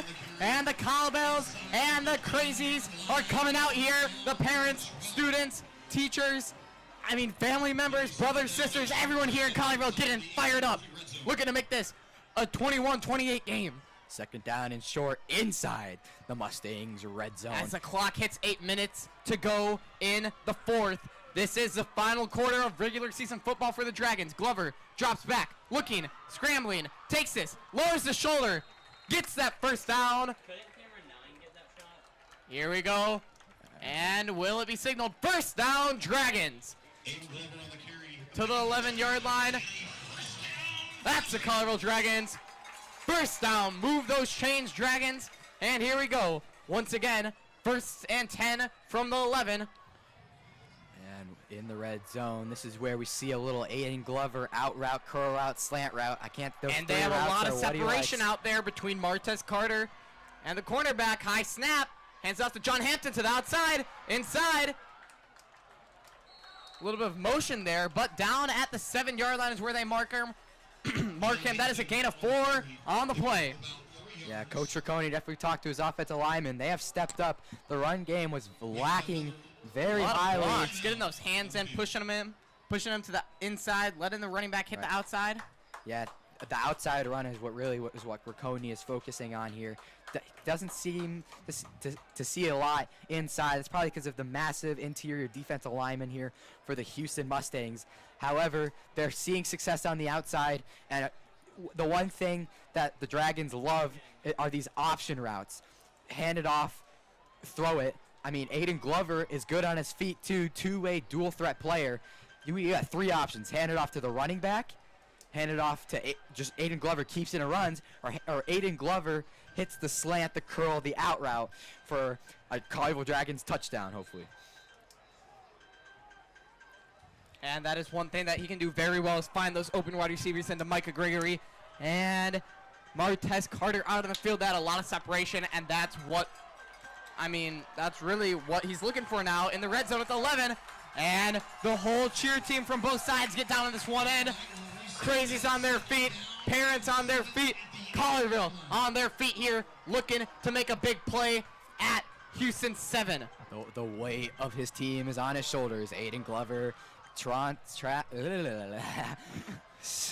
out onto the field, and once again, there oh, there it is, fakes it, looking, throwing, Eli Sisson, and he comes down with it, up and over the defender of the Houston Mustangs, and he comes down with it.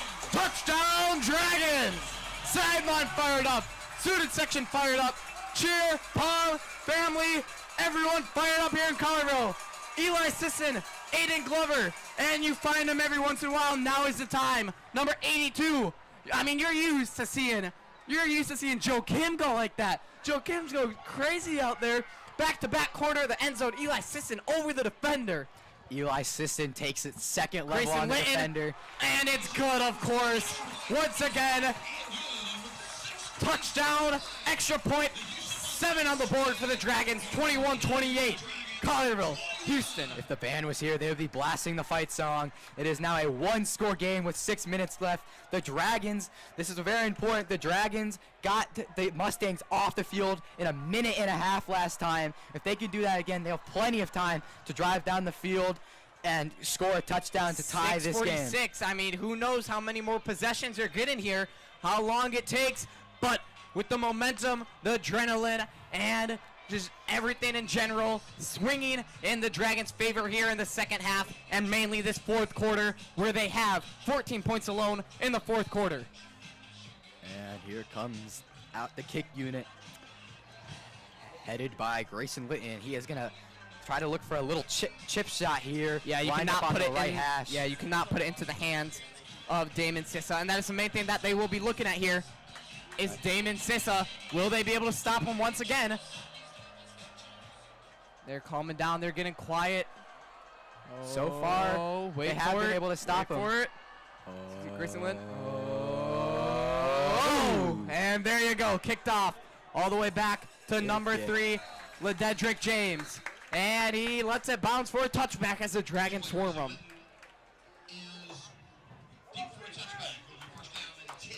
Grayson Litton's kick for a touchback. 6:46, the official time on the clock here in the fourth quarter. 3 timeouts remaining for the Dragons, 2 for the Mustangs. That is huge. Yes, I mentioned this at half. I mentioned this in the first quarter. We mentioned this before the game. Quarter. Every single quarter, we were talking about how these timeouts play a huge role, and that loud Collierville Crazies crowd forces that timeout, which leaves Houston with 2 and the Dragons with 3. As Chandler Day takes the field, hands off, Damon Sissa. Oh shoot, he gets to the outside. Presley Spicer chasing him down. He makes a move, cuts back, and he takes that for about 30 yards into Dragon territory, quieting down this crowd just a little bit to the Dragons' 47-yard line. That is not what you wanted to see there. I mean, if once he breaks out of it, he's gone. Aiden Glover's feeling it now. If you're the defense, get that ball back into his hands, and it is looking promising. Yeah. I can tell you that much. Unfortunately, they need to hold him. It's okay. One play. Yep.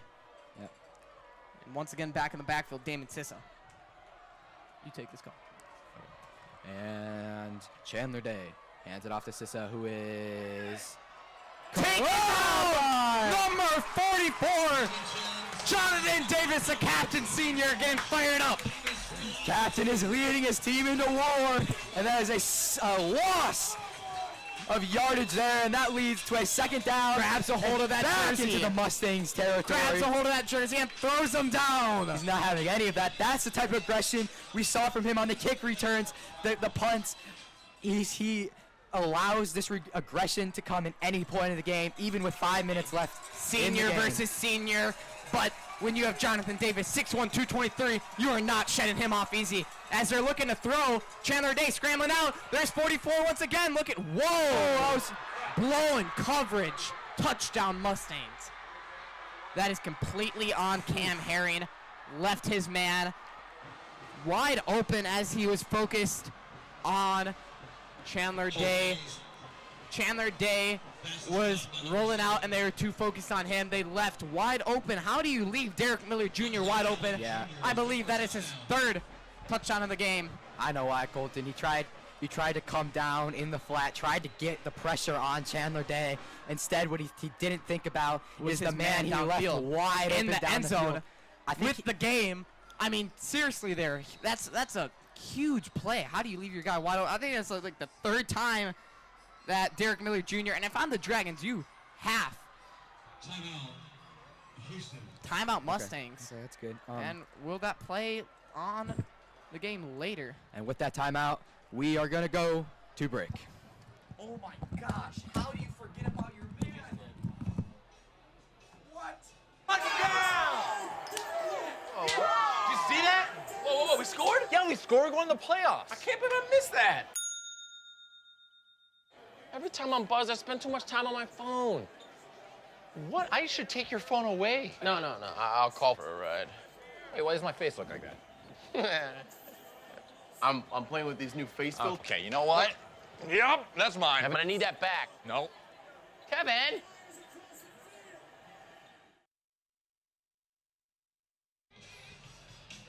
Just got word we have over 100 people live viewing. Thank you for tuning in to Dragon Daily, and please do so from future on. Hopefully, we can broadcast another game in the playoffs if this game turns out to be, I mean, a good ending, if you ask me or anyone here in Collierville, as the kicker comes on to try to make this another 14-point game.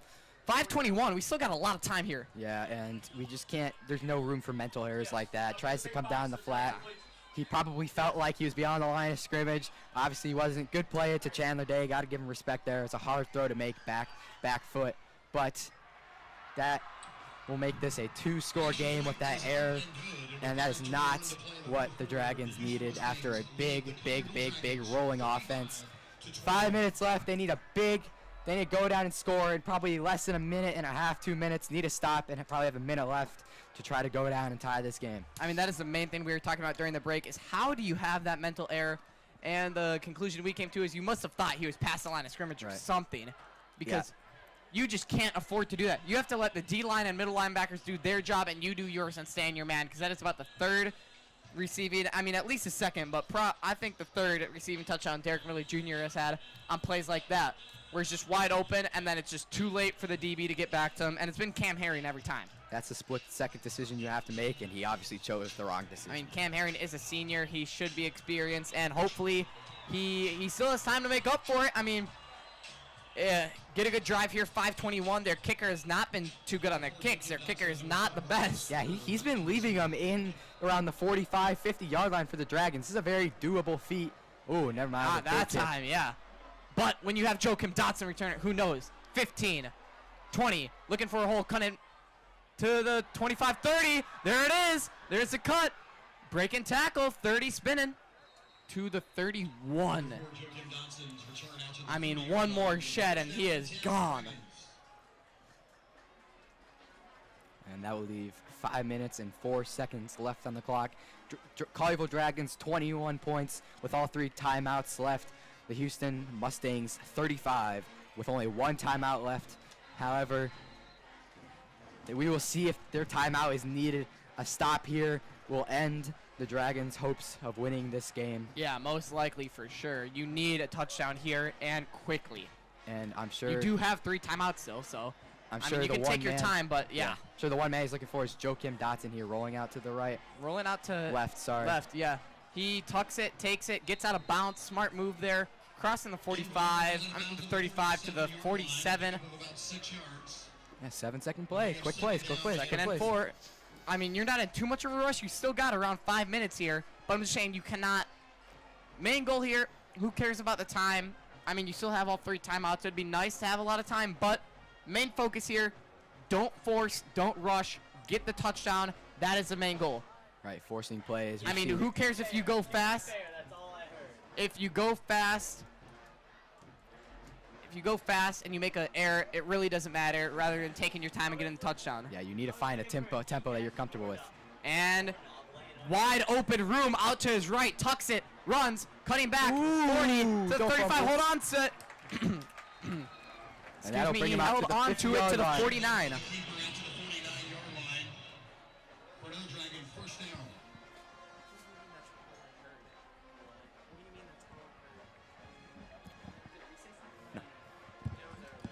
And the clock is not rolling. Clock is rolling now.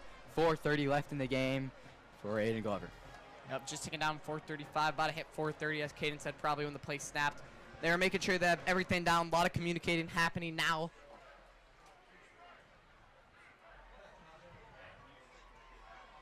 Aiden Glover takes a snap. Pump fakes, looking, pressure, out, wide open room to his left, talking downfield, heaves it downfield.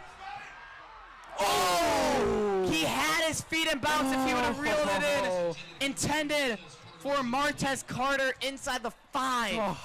Martez Carter laid out, had his feet in, just barely missed the ball. In his hands. I mean, I don't know about in his hands. We're saying that like that was not going to be the best catch that he's had. And I don't know, since I've seen him play. He laid out complete out of bounds. Got his feet in though, but just drops it. But this injury timeout from Houston does give the Dragons a chance to huddle up with 4:10 left. That was a beautiful throw by Aiden. Man, that would have been huge. Stepping up in the second half, you know. Those errors I was talking about, he forgot them all. That's exactly what he needed to do. He forgot all his mentally locked in this second half, I can tell you that. Short, long. He never seemed to miss it left. We always seemed to leak it a little bit right.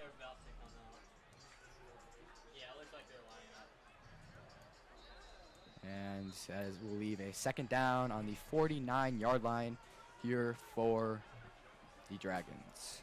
Yep, second down, not too much to worry about yet. You're not in trouble, but that, he was looking. I mean, how does he make these throws with such accuracy inside, I mean, off his back foot? I mean, inside the 5 from your 40, that's about a 60-yard throw you're looking at, and he just puts it not on the dot. I mean, it could have been a little better, but about as good as you can get off your back foot 60 yards downfield. Yeah, Colton, I could just dream of throwing a spiral like that.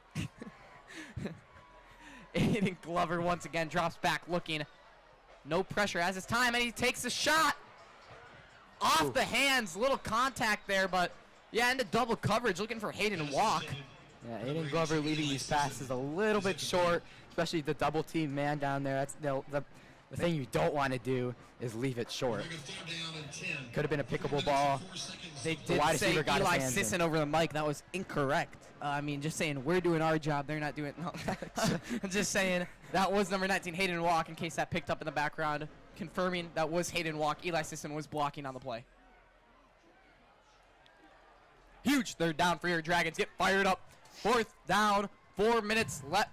Third down, 4 minutes left. Ball on the 49. Looking, and he hits Joe Kim on the screen. Running, has room, stays at his feet. At the 45 of Houston, taken down. That will be 4th and 4. The first down marker is at the 41. They hit the 45. They need this first down. This could be the game, folks. And they do elect to go with the timeout here with 3:40 left to stop the clock. This is absolutely huge for the Dragons, 4th and 4. And we will be right back after this quick break.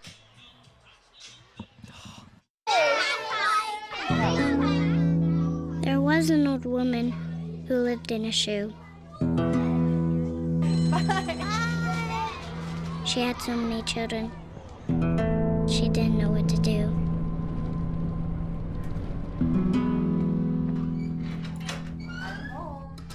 have a good day at school? She gave them some broth. Without any bread. There you go.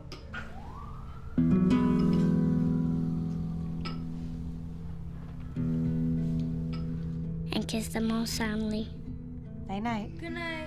And put them to bed. Hunger is a story we can end. End it at feedingamerica.org. And we are back just in time to catch this 4th down as they get into the huddle on the field. Break the huddle. Joe Kim out to the left. 1-on-1 with LeDedrick James. Number 3, cornerback, he's wide pressing him receiver, too. press matchup. Puts a move on him. Aiden Glover looking out. Scrambling. Needs the first. Pulling down violently. Will there be a flag or will that be game? I mean, it's not officially game, but that is pretty much it. Had man And you just downfield. you had to chuck it up. You can't settle for short of the chains there if you're Aiden. And that has been one weakness he has had out of the very, very, very few. Yeah, for Aiden. One weakness has been settling short of the chains when he needs a certain amount of yards. You can't tuck that ball, Colton. I mean, there's no land Sisson, where you tucking had the ball on 4th and 8 is going to work out for you. in I any mean, yeah, you're capacity. tucking the ball. There's a guy right in front of you. I know you're fast. I know you have broken tackles, but I like the odds better of a shot downfield. Yeah, and there's 3:30 left in this game. Dragons 21, Houston Mustangs 35, and I'm assuming they will just run this clock down. And they to the do end. hand it off, and he does get tackled immediately for a loss. They do call a timeout right away, I believe.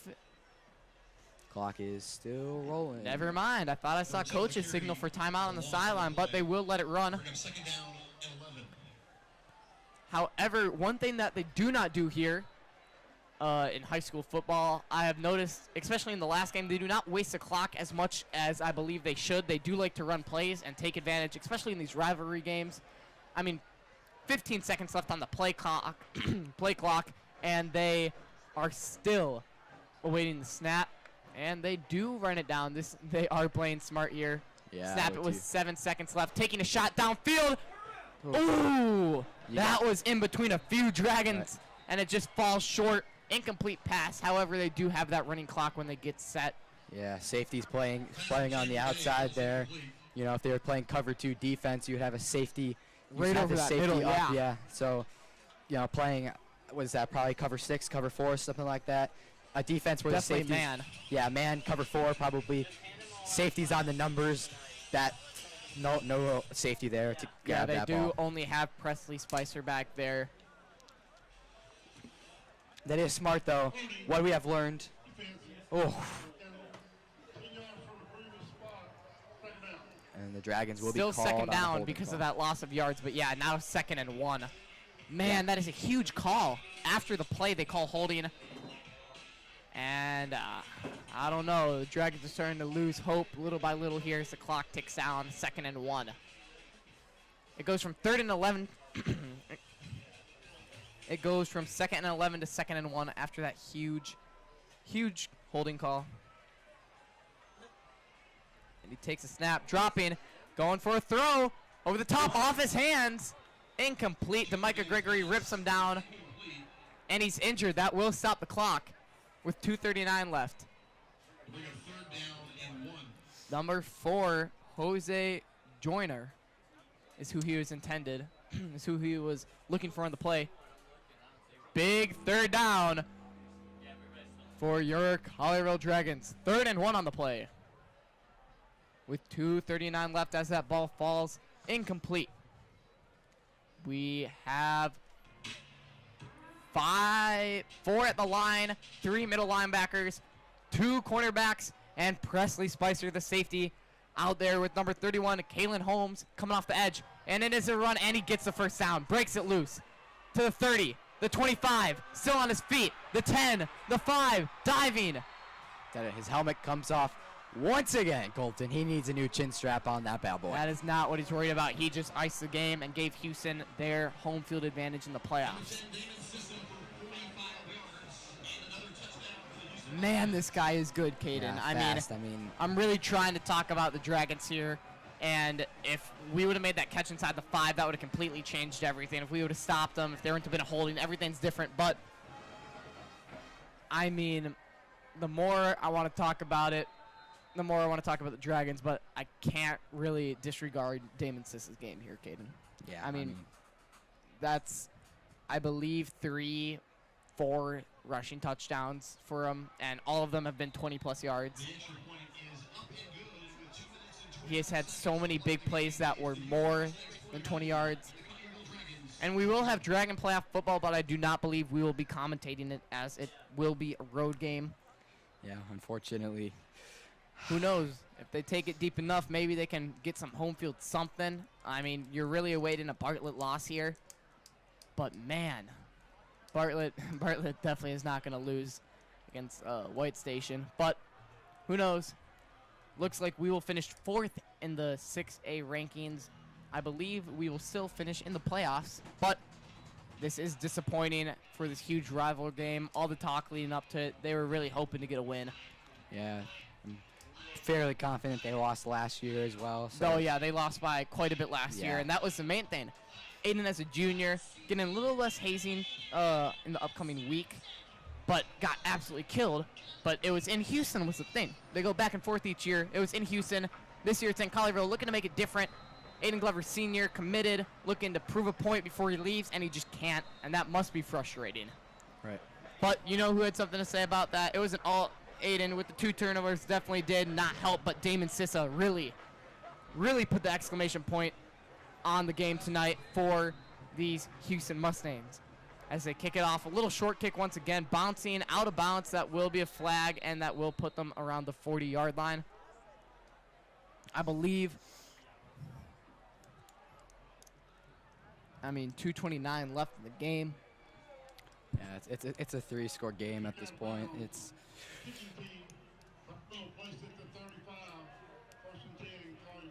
Dragons will have it out on their own 30. I mean, please, just try to go get a score here, make it a 2-score game, make it look good. That's what I'm doing, and the crowd's getting loud. It is senior night, all the seniors' final game. So definitely something to cheer for a little bit, but a win really would have helped. They're running 5 wide. Oh, and you can almost hear it from here because they are really extremely loud. As Collier looking for a flag, but it is just not there this late into the game. Yeah, Aiden Glover. As Houston chants goodbye. They're going, I mean, you can hear it. Hey, hey, hey, goodbye. And of course, I mean, they really were talking quite a bit, and it would have, Collier really would have loved to quiet them down, and they were quiet there. They were getting a little scared when it was 21-28, but then Damon Sissa really sent them back. I mean, I don't know what they're chanting goodbye for. It's a home game, but we get the point here in Collierville at the Landers Field. Aiden Glover looking, throwing, chucks it deep. Martez Carter way over the top. Contact, no flag once again. Just over his hands, and everything has just been, all these throws kind of summarize the game, just a little off. Right, yeah. I mean, little too high by when I'm saying too high, I mean by like an inch here. Like, just barely getting over the receiver's hands, just a little outside, in like 2 more inches in to the inside on that deep shot inside the 5 there with the 4th quarter. Yeah. And that's a catch. Yeah, that was a hard throw. He still manages to throw a few inches more on that run where he tucked it on 4th down. And wow, what a run from number 3, John Hampton, the junior. And that is one thing to look forward to. As Logan Davis graduates, we are not going to be running short at this running back position where John Hampton is going to continue to fill in. And man, this will be quite a team next year. Quite a different look. And that's the thing that defines a good team, is their ability to back up the positions that they lose. They're going to be able to back up Aiden. They're going to be able to back up their running back, and they're going to be able to back up all their big key makers. Throw it, and he finds them open. That's number 8, Demicah Gregory. Ooh. Gets tripped up there, and he is slow to get up on his feet. Yeah. to the 10-yard line is where they mark it. And man, 1:39 left. If only we got that stop, this would be electric.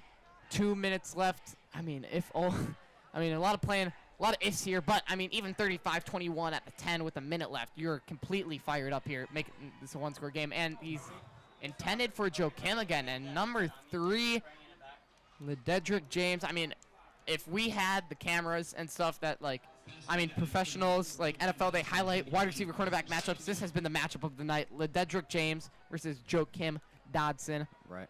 The junior lined up against the other junior, and they will be seeing each other next year for sure. Yeah. And this is a matchup that you're going to be able to watch for multiple years to come now. Yeah, I think Lededrick has been able to just boost off of Aiden Glover's miscues, but he did have that one post route in the end zone for a touchdown. Aiden Glover scrambling, 2 to the 10. Inside the 10, stutters at the 5. 5, inside, touchdown, Dragons. Touchdown. It is marked Aiden Glover, 11-yard rushing touchdown.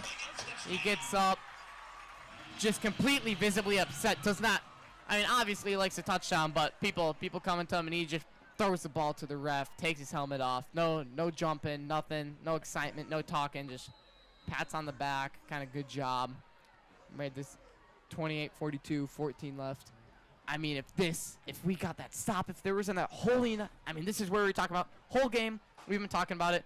Penalties come back to hurt you, and we have been preaching that since the beginning. We knew it, and that definitely hurt and potentially could have been the game there. Yeah, and sometimes just looking at the little things will get you too caught up. Sometimes you just got to take a step back and look at the big picture. The offense As Houston prepares to rush the field at Collierville, I do not know how that's going to sit well. Yeah, I'm sure that's going to be bad. Lining up at the fence as Aiden Glover sits on the bench and looks at the opposing student section, who is now cleared out of the bleachers and all on the fence, preparing to rush the opposing team's field. And we saw clips of this against the Mississippi team. Tupelo. That's who they rushed the field against, and that is just something that apparently they're doing. And that is not a good message to send, and that is not going to sit well between this rivalry. I'm going to be honest, I don't think they have enough people to rush the field, Colton. It's going to look kind of silly, but that, I am sure it will definitely be remembered by the Collierville Dragons when they go into Houston next year around the same time. Yeah, I mean, man, they really end their season off on each other in this Week 11 matchup every year pretty much, and senior night, because this is just a rivalry that goes back the whole time. As 15 tries to get off the field, no, he just gets set. Fakes it, onside kick, chip shot. Could have worked, but it was a little too hard, and that will leave the Mustangs at around the 40-yard line. Not to try to criticize here, but the main ones that I like on the onside kick are where they get popped up into the air, because that gives you a chance to hit the guy and make him drop it, or just jump up and catch it yourself. I put a few of our bigger players out there, chip it up about 10 yards in the air, and go for the catch. But, you know, down by 14, 42-28, probably going to be the final unless something crazy happens. But hopefully they can punch it out. I mean, they cannot go into victory formation yet. We do still have 2 timeouts. Apparently they can. I mean, going for the knee. I'm sure Coach Riccone won't use his 2 timeouts. I mean, that's just kind of a... who knows? Kind of a weird move. But then also they are preparing to storm the field on the opposing team. Yeah, and he elects not to use his timeouts. He has accepted his fate. Maybe he will. Maybe he will. But yeah, I don't think so. When you're down 2 scores, you kind of just don't do that. Right. And some camaraderie between the offensive lineman and defensive lineman, just like 2 people handshake and being like, good game. But I do not think that it goes for everyone as they're about to rush the field. Yeah. In Collierville, disrespectful move if you ask me. But when you win 2 years in a row by this much of a margin, you know, yeah, kind of. They've definitely, I know, not well deserved, but more well dominant last year, and definitely 14-point win. I mean, I'd be pretty excited too. Yeah, I don't want to say the word dynasty yet, but 2 years in a row can lead to 3 years in a row, and that could lead to a direct.